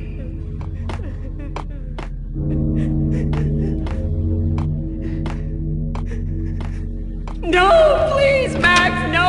I'm sorry. Please don't, Max, no, please.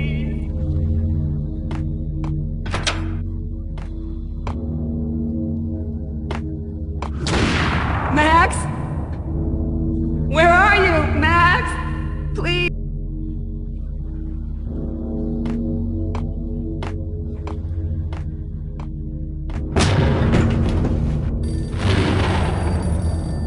The weird piece of paper looked dangerous. There was something disturbingly familiar about the letter before me. The handwriting was all pretty curves. You're in a computer game, Max. The truth was a burning green crack through my brain, weapon statistics hanging in the air, glimpsed out of the corner of my eye, endless repetition of the act of shooting, time slowing down to show off my moves, the paranoid feel of someone controlling my every step. I was in a computer game, Funny as hell, it was the most horrible thing I could think of.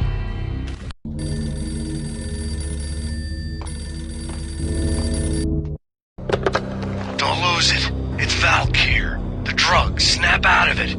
Try to remember. It was a bad line in a prank call. Someone spouting insane babble. I couldn't make sense of it. But I had an overwhelming sense of deja vu, and the caller's voice sounded oddly familiar.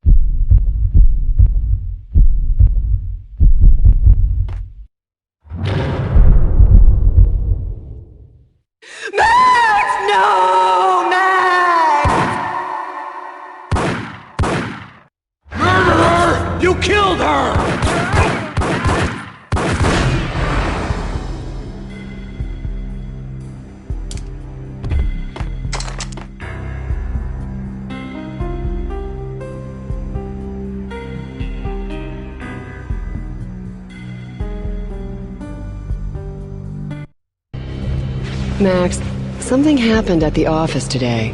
A strange memo. Something about Vikings. Honey, I gotta run. You can tell me all about it this evening. Have a nice day, darling. The bullet holes were rubies on her chest, blood glowing on her ivory skin. She was so beautiful.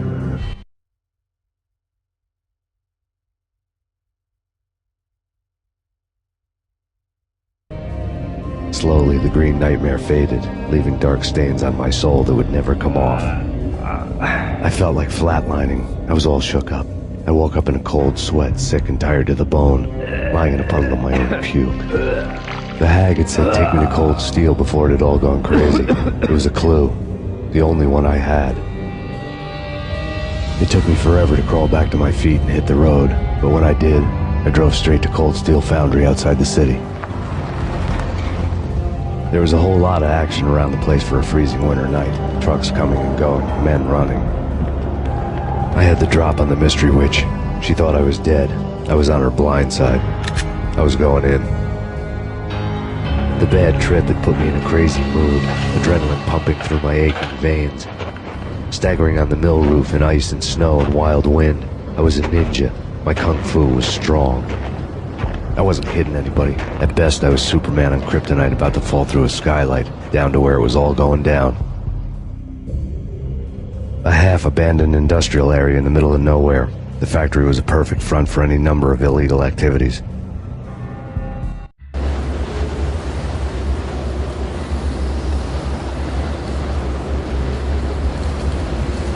In the belly of the plant, molten metal boiled and bubbled like a witch's brew.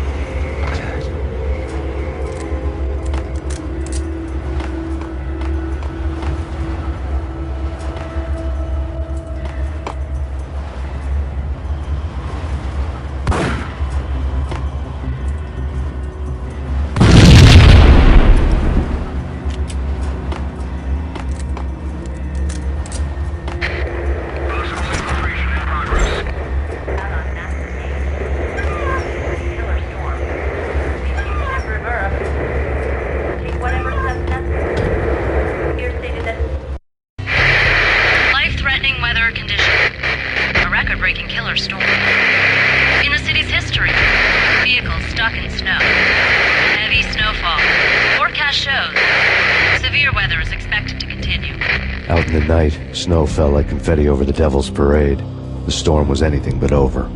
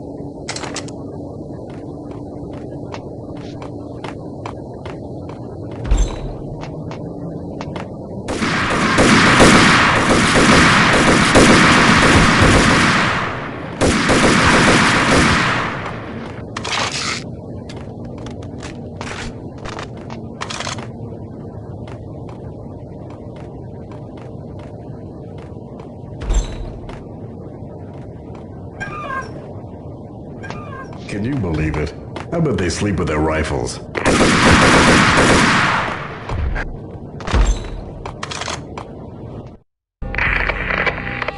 breached. The facility has been compromised. Repeat, the Deep Six has been compromised. Initiate Operation Deadeye. The walkie-talkie military lingo could mean only one thing. They were getting ready to destroy the evidence and vanish into the night. I was so close. The hidden truths were just around the corner.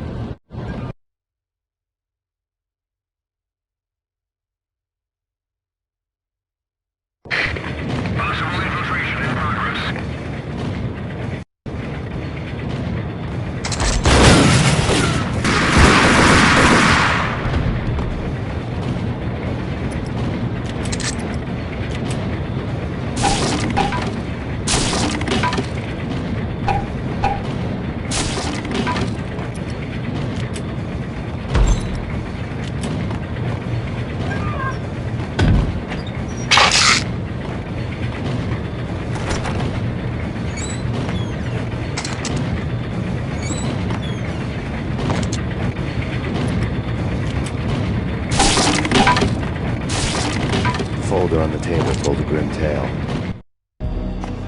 The mercenaries were running a tight operation, paperwork and all.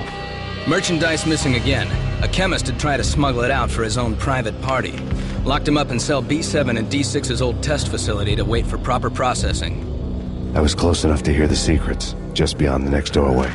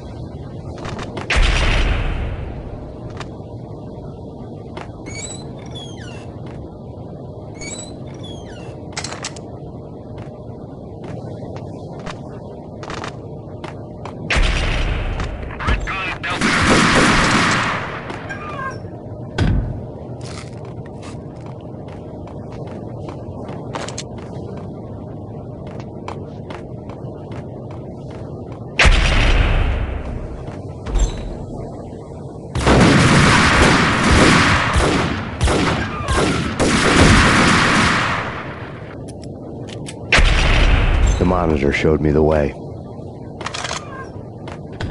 Processing diagrams filled the control room screens, all but one. An elevator titled D6 on one of the screens. Somewhere onwards, past rows of ovens in the core of the plant.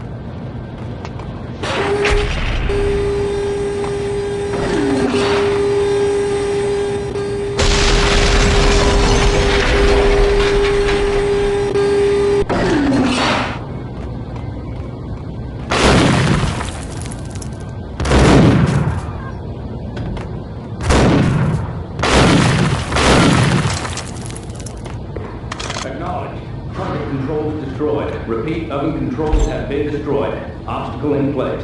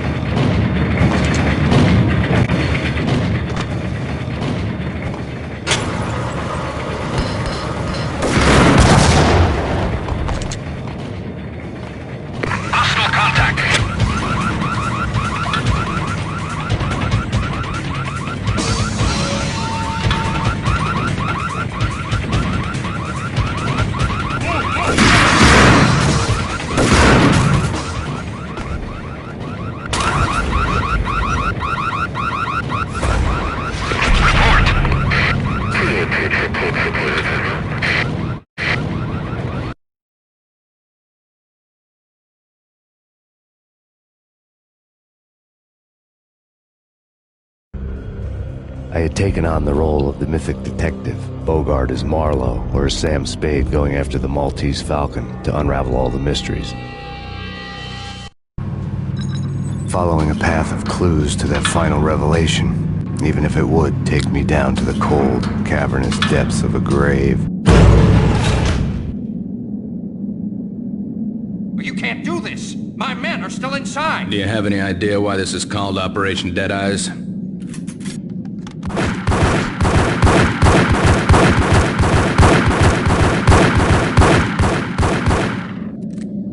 I think he's dead already. Let's do it.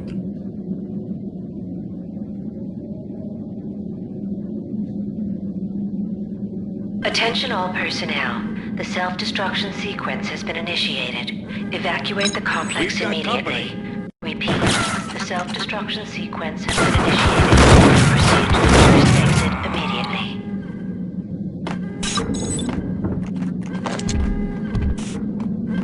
I had seen the logo on the floor before. There was an old army bunker under the steel mill. I knew the military plaque on the floor. I had seen 1,000 variations of the insignia on crumbling brick walls everywhere in the city. The sword replaced by a syringe. Project Valhalla, V for Valkyr, V for Valhalla. All of a sudden it read like a crackpot conspiracy theory.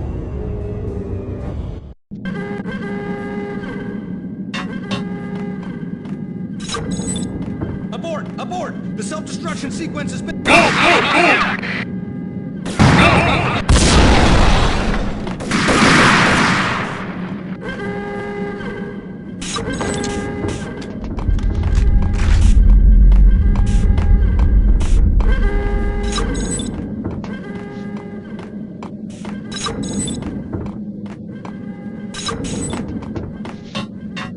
Decontamination in progress. The chemist had been using the workstation when he died. The half-life of the lab rat had ended Attention all online. personnel. His password The blinking on the self-destruction screen. sequence has been 665. initiated. Proceed to the Neighbor nearest of the beast. exit immediately. Attention all personnel. Attention all personnel. Sequence has been initiated. Proceed to the nearest exit immediately.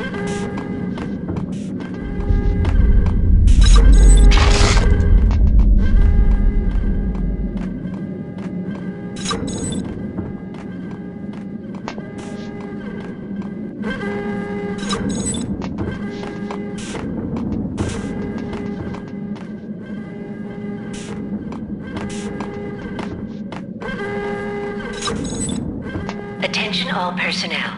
The self-destruction...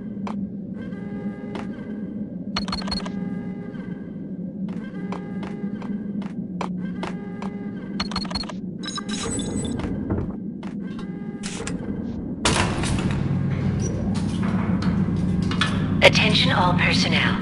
The self-destruction sequence has been initiated. Proceed to the nearest exit immediately. The self-destruction sequence...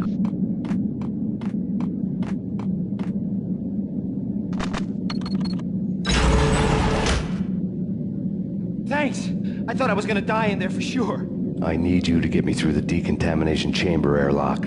You're crazy! No way! The place is blowing up, for Christ's sakes! Either that or back to the cell. Your choice. Okay, okay, I'll do it! I'll do it!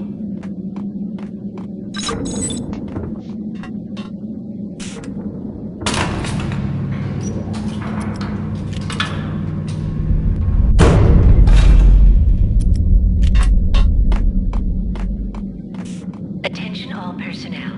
The self-destruction sequence... We're dead! We're dead! The self-destruction sequence has been initiated.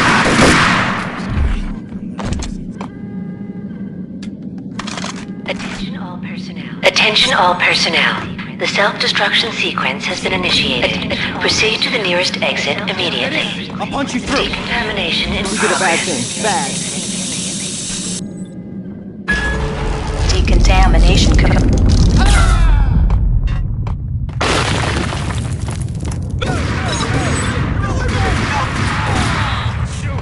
Move it! Let's go, let's go!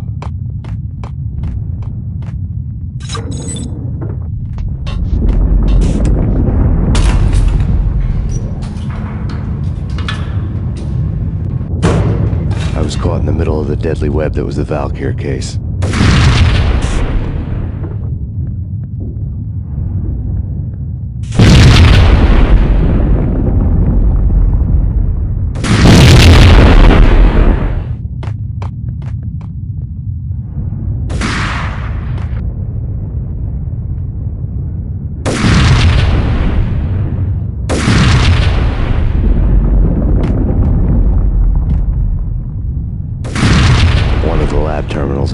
project logo on the screen. Top secret. Project Valhalla. U.S. Army. Yggdrasil Network. Valhalla, the otherworldly place in Norse mythology where the bravest heroes spent their afterlife feasting and fighting forever, their wounds miraculously healed night after night. Valkyr, the maidens who chose the most courageous Viking warriors and carried them to Valhalla. 1991. The research objective is to create a chemical substance to enhance the stamina and morale of infantry troops. 1995. Results unsatisfactory. Project cancelled. Someone had decided to continue the sick experiment unauthorized. Project compromised. Data leak. Fix the damage by any means necessary. Security clearance red. Authorized by the project lead. Field test. Double the dosage for all the remaining test subjects. Observe and record the subject's behavior in an urban setting. The drop-off point was my old address in New Jersey. The file dated 3 years ago. Just when you thought you had reached the deepest depths of horror, it suddenly got worse. How to turn off that small voice inside your head that started to whisper.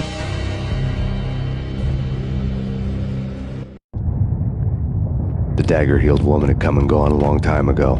There was nothing more for me here. The bunker's name was acting as a self-fulfilling prophecy.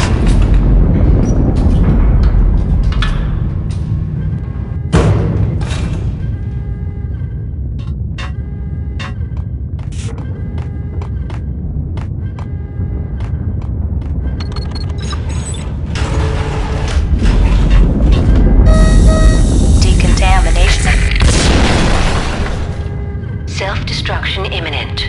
30, 29, 28, 27, 26, 25, 24, 23, 22, 21, 20, 19, 18, 17, 16, 15, 14, 13, 12, 11, 10, 9, 8, 7, 6, 5, 4,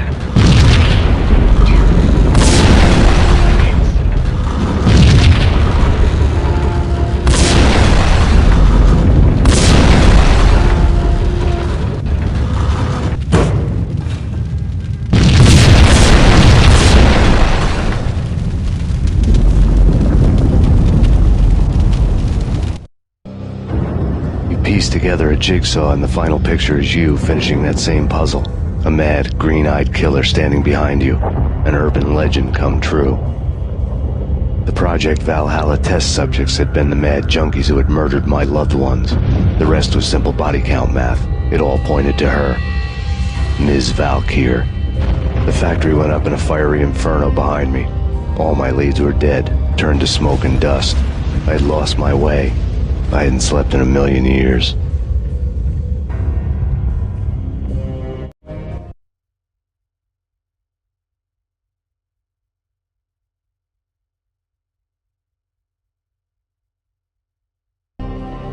I felt thin as death. I'd been living on an endless supply of week-old donuts. They were fuel for this crazy furnace inside my head. I couldn't remember when I had last seen the sun. I was on a permanent graveyard shift. When the darkness fell, New York City became something else, any old Sinatra song notwithstanding. Bad things happened in the night, on the streets of that other city, Noir York City. I was in an all-night diner, downing cup after cup of coffee that tasted like engine oil, when a new message from BB got me back on the killer track. What the hell happened at Roscoe Street? Maxie, I'm going out on a limb here. We need to talk this through, come up with a plan. 2:30 a.m., the Choir Communications Garage. The more I thought about Alex's murder and the frame-up, the more it felt like an inside job. I should have seen it coming. BB had sold me out, and now he wanted to finish what he'd started. The garage was dead.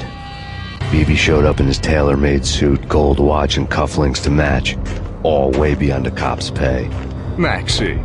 Oozing suave charm, he was guilty as hell. What the hell does BB stand for anyway? Backstabbing bastard? Come on, don't be like that. Have a cigar. I don't smoke.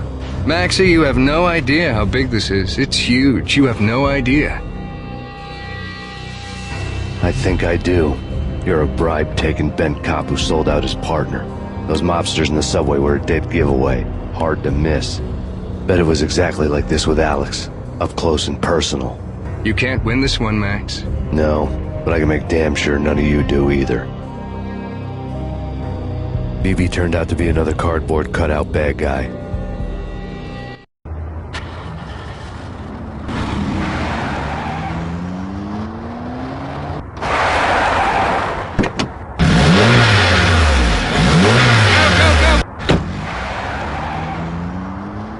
A bad cop on the take. A cowardly right-hand man fleeing from the scene, leaving his paid thugs to do his dirty work.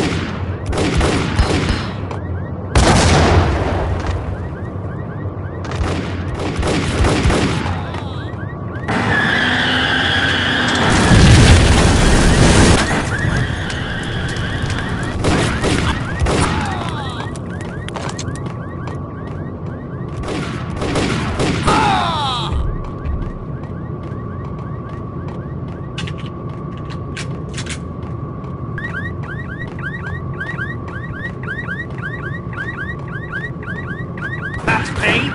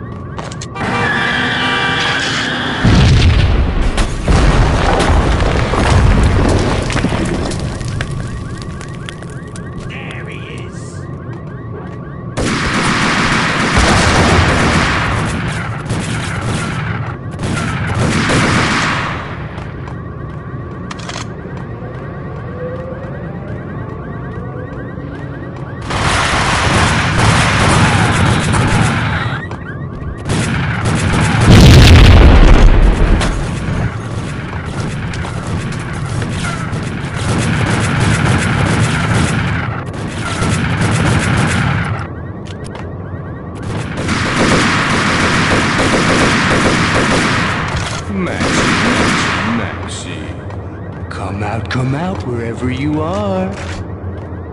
You know, I really hate people who refuse to see the inevitable. Refuse to do the smart thing.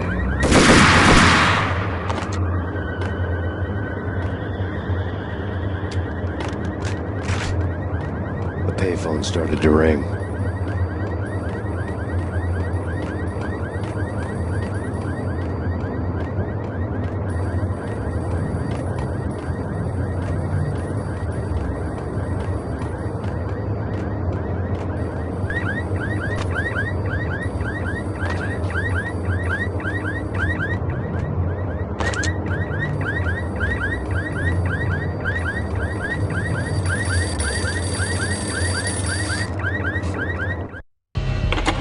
Yeah.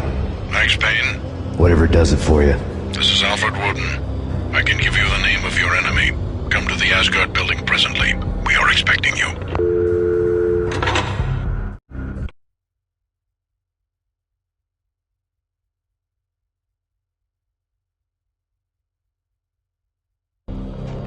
Woden was waiting for me on the steps of the old building. Mr. Payne, let's go inside. The others are anxious to begin. The others? Despite the general misconception, this building actually predates the City Hall by 2 years, thus being the oldest municipal building still in use here at the foot of the Brooklyn Bridge. No kidding. The old man played tour guide as he led me through a dark, domed hall. The answers I was after loomed large ahead. Mr. Payne, I would like to introduce you to my colleagues in what we call the Inner Circle. You've been watching too much X-Files.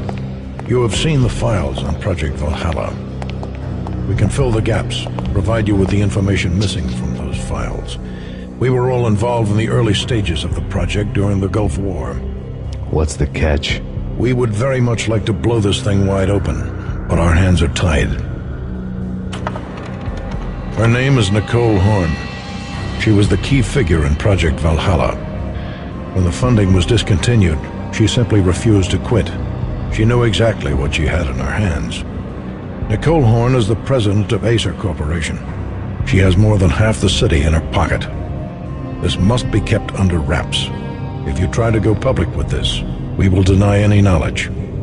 We need you to take her out. Afterwards, we can protect you. Make all the charges go away. That was the cue for the killer suits to kick in the doors and swarm inside.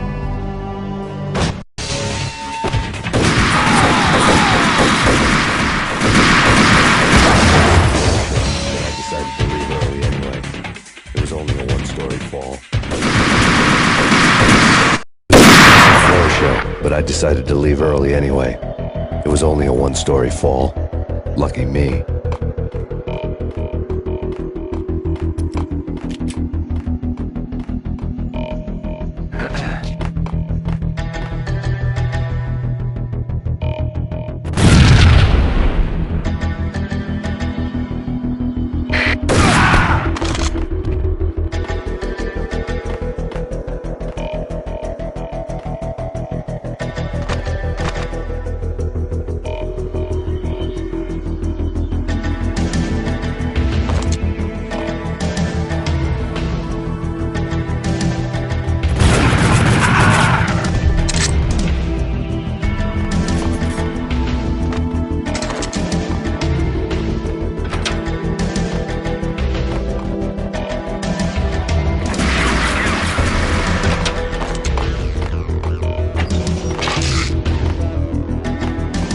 One of the monitors showed. On screen, the so-called corpse of Alfred Woden stood up, miraculously waking from his dirt nap, looking smug among his dead pals. In the land of the blind, the one-eyed man is king. I didn't know how he'd pulled it off, but it was a pretty slick way to get out of all his promises. Most of what he had said fit too well to be a load of crap.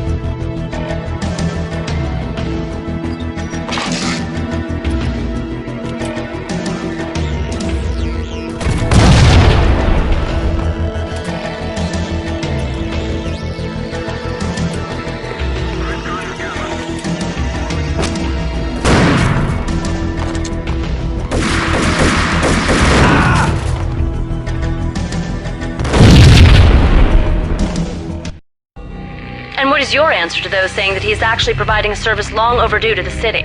This crusade nonsense has gone too far. He's out of control. It must stop. He will be stopped.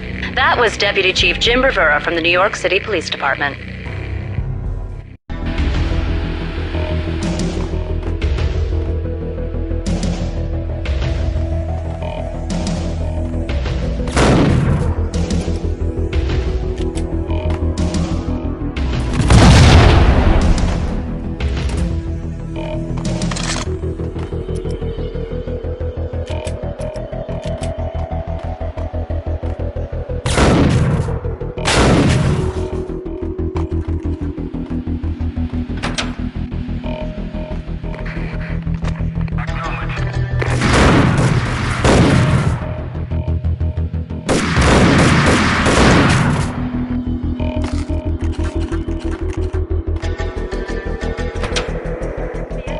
Videotape lay on the desk.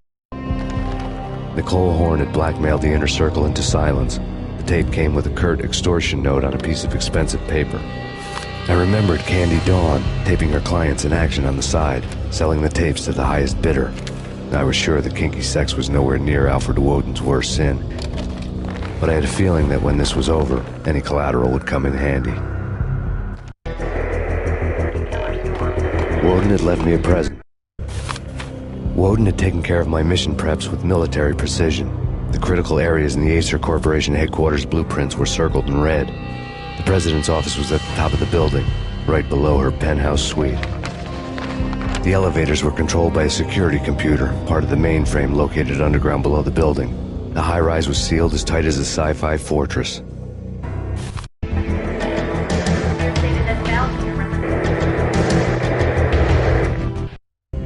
Nothing seems to stop Acer Corporation's phenomenal victory march. Incredibly, the stocks are still rocketing. Worried experts already see a danger in the company's success. Some have gone as far as to say that Acer Corporation is about to become an even bigger monopoly than Microsoft ever was.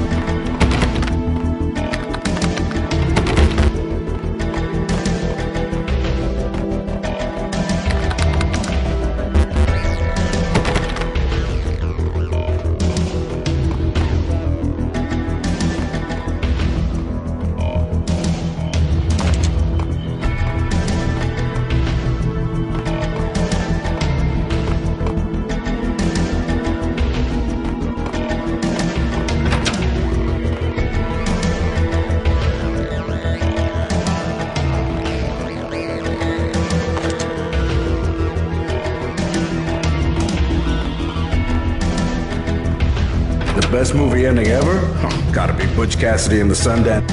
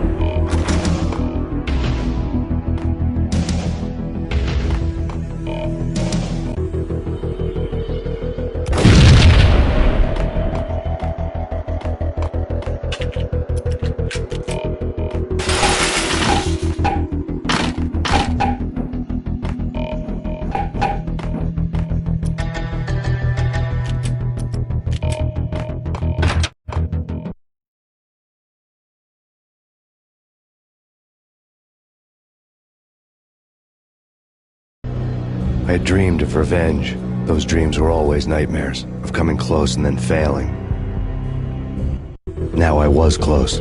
I had a name to guide me, Nicole Horn. I had nothing to lose.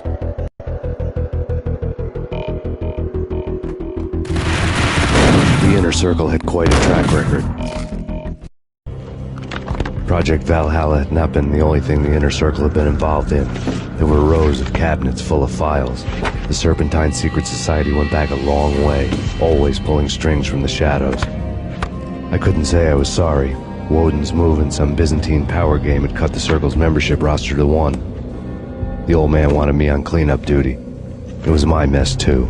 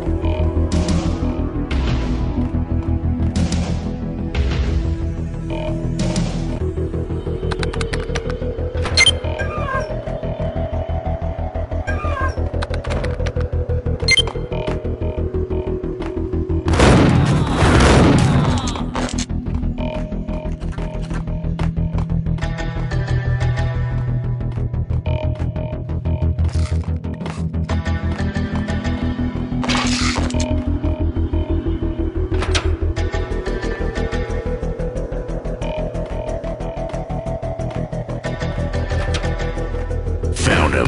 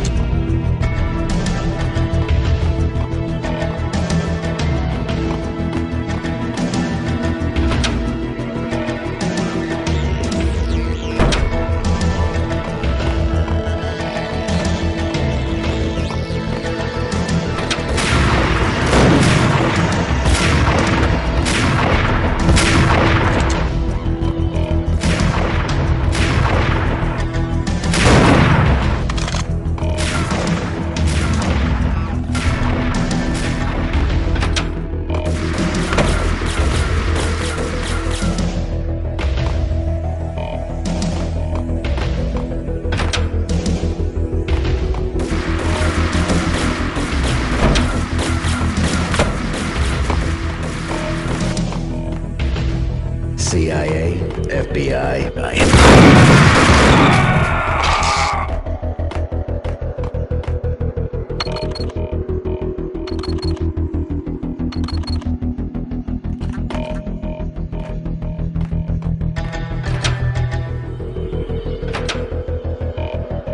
Take him down. Shoot to kill. Let's finish this.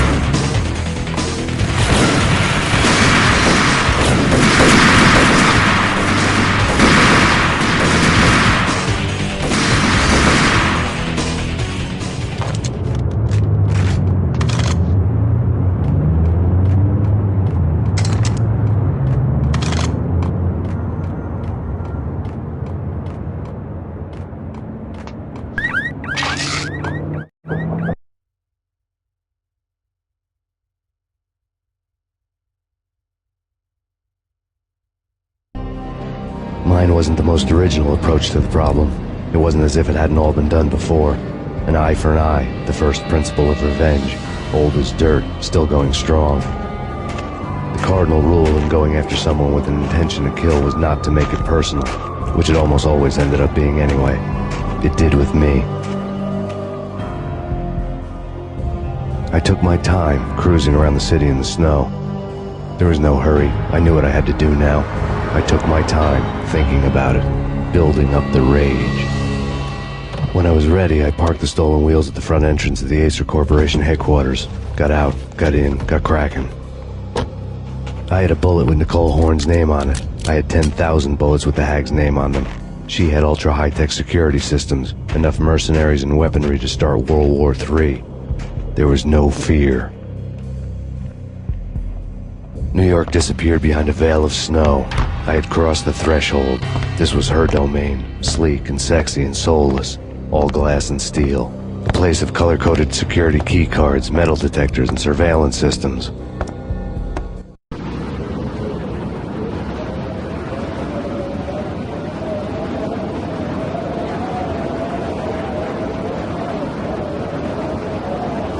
Colder than a walk-in fridge. Cold as a gun.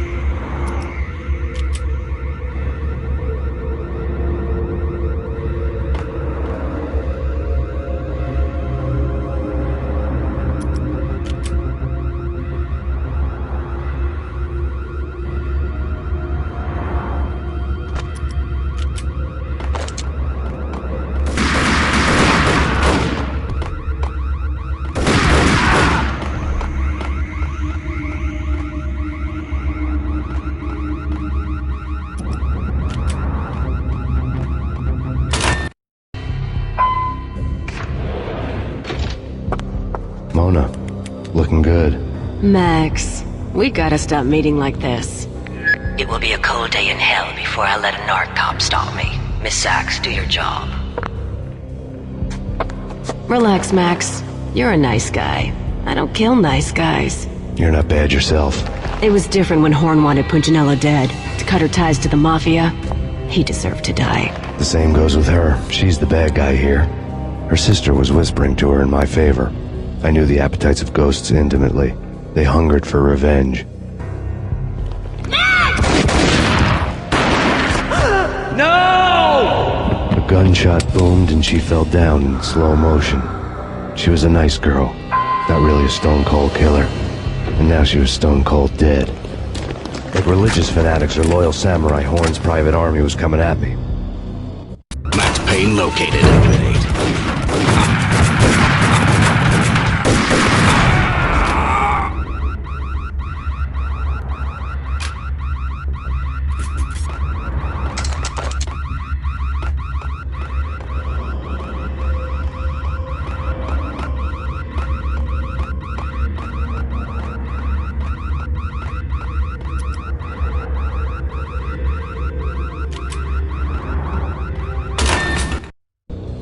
When the elevator came back down, Mona was gone.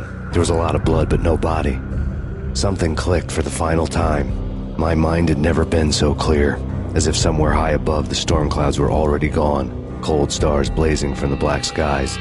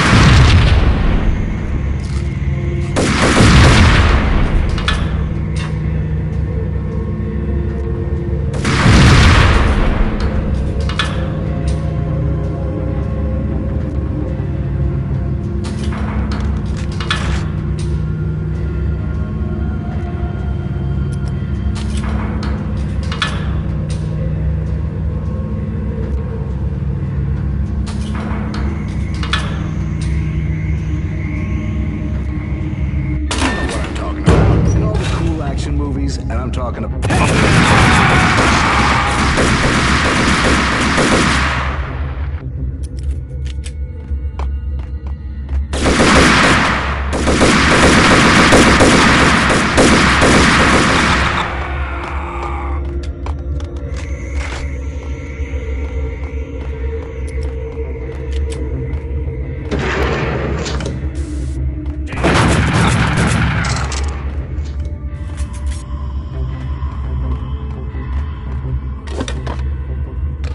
I had elevator access to the mainframe. From there, I'd be able to override the security locks and get to her office.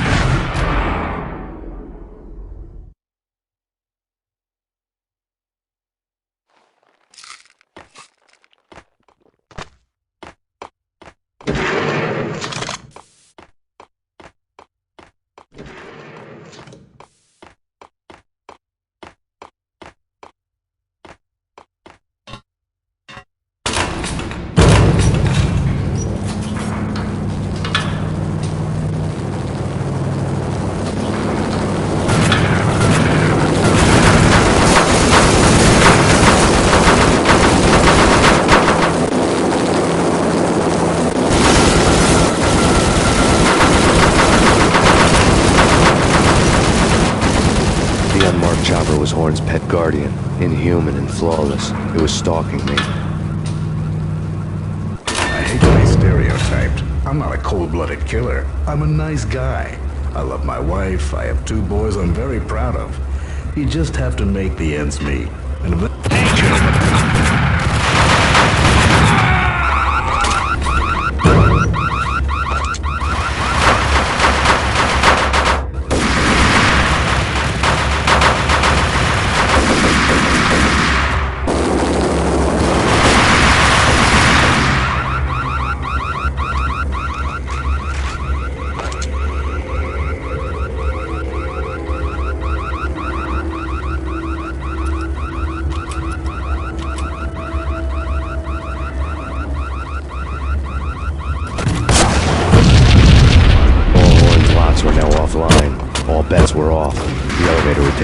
way up.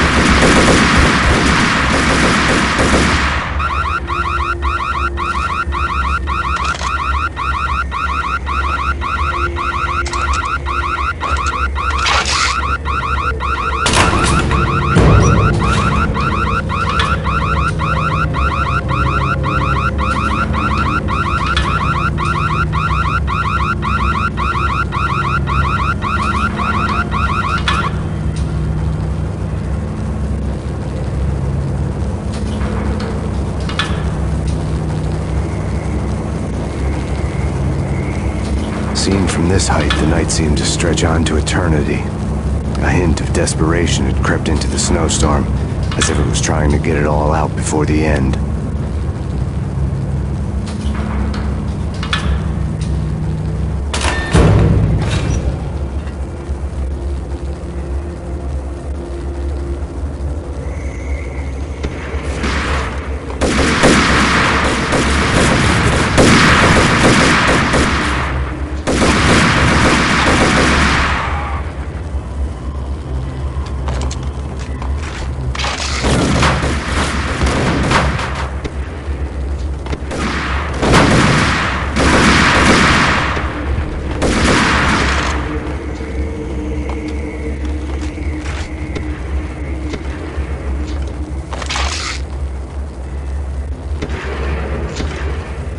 Horn's personal computer was on.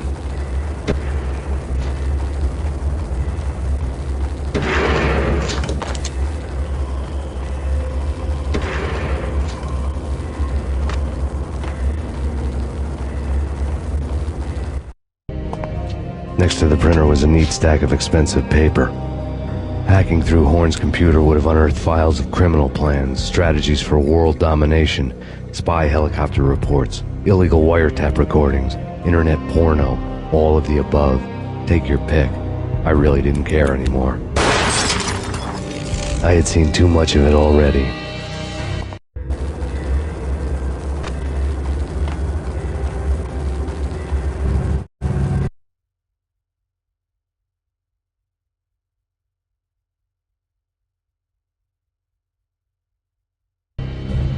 Valkyr had been meant to be a white-winged maiden that would lift you to a warrior's heaven, but it turned out to be a one-way demon ride to hell. The devil was in the drug. I knew. I had met him.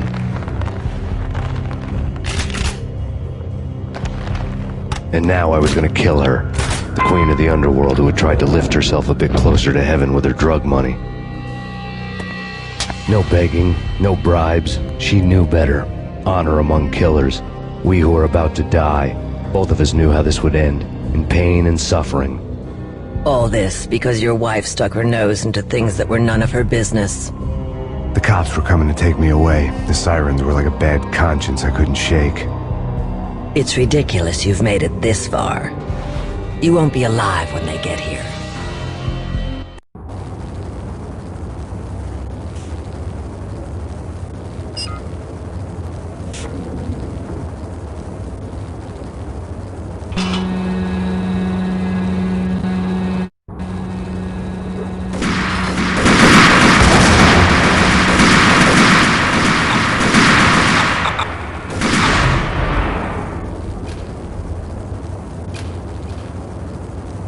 The elevator lobby. Get us back up now.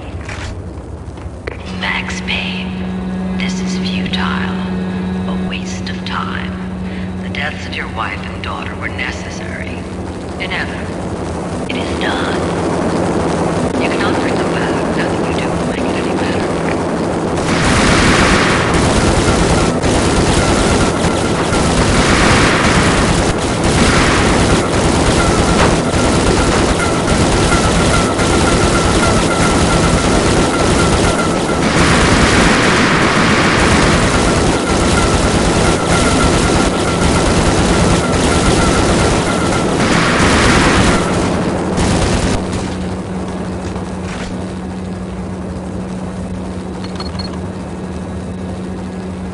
Max Payne, you are fighting a losing battle. You cannot survive this. You will die. Stop fighting. Make it easy for yourself. Accept your fate. You will die here.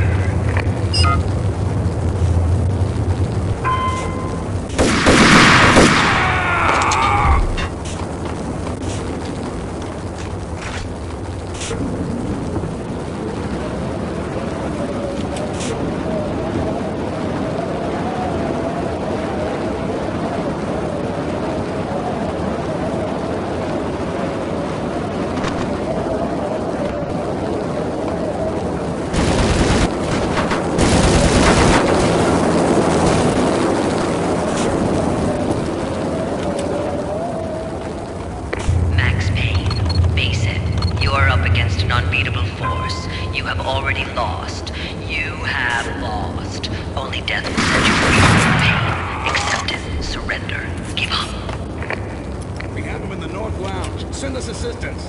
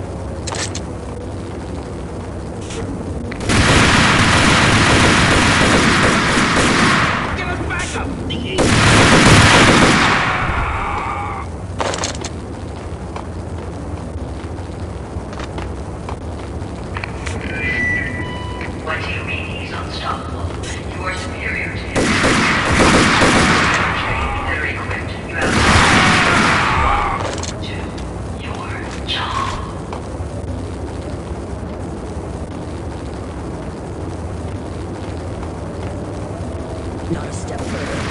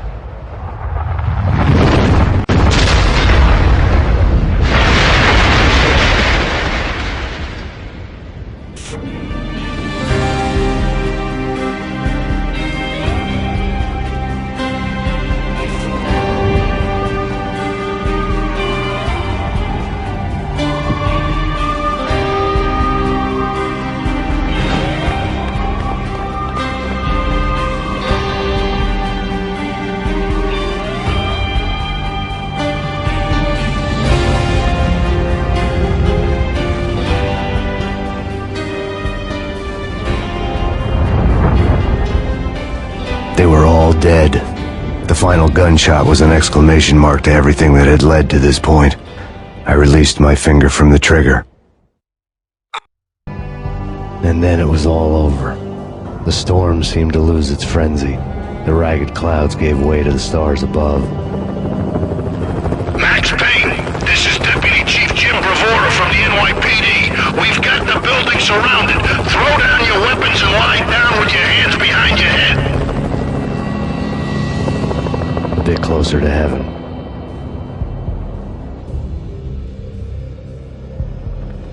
The cops' voices were distant and muted. Freeze! NYPD! Hold it right there! My ghosts released me from their haunting. Down below, New York City glittered like diamonds on black velvet. You gave us one hell of a ride. Take him down to Central Booking. You heard the man. Woden was there in the crowd, standing by the sidelines. It wouldn't be over till the man with the patch would say so. He'd say the right words. I knew he would. He'd better. Woden grinned smugly. It was the grin of a winner. That made two of us.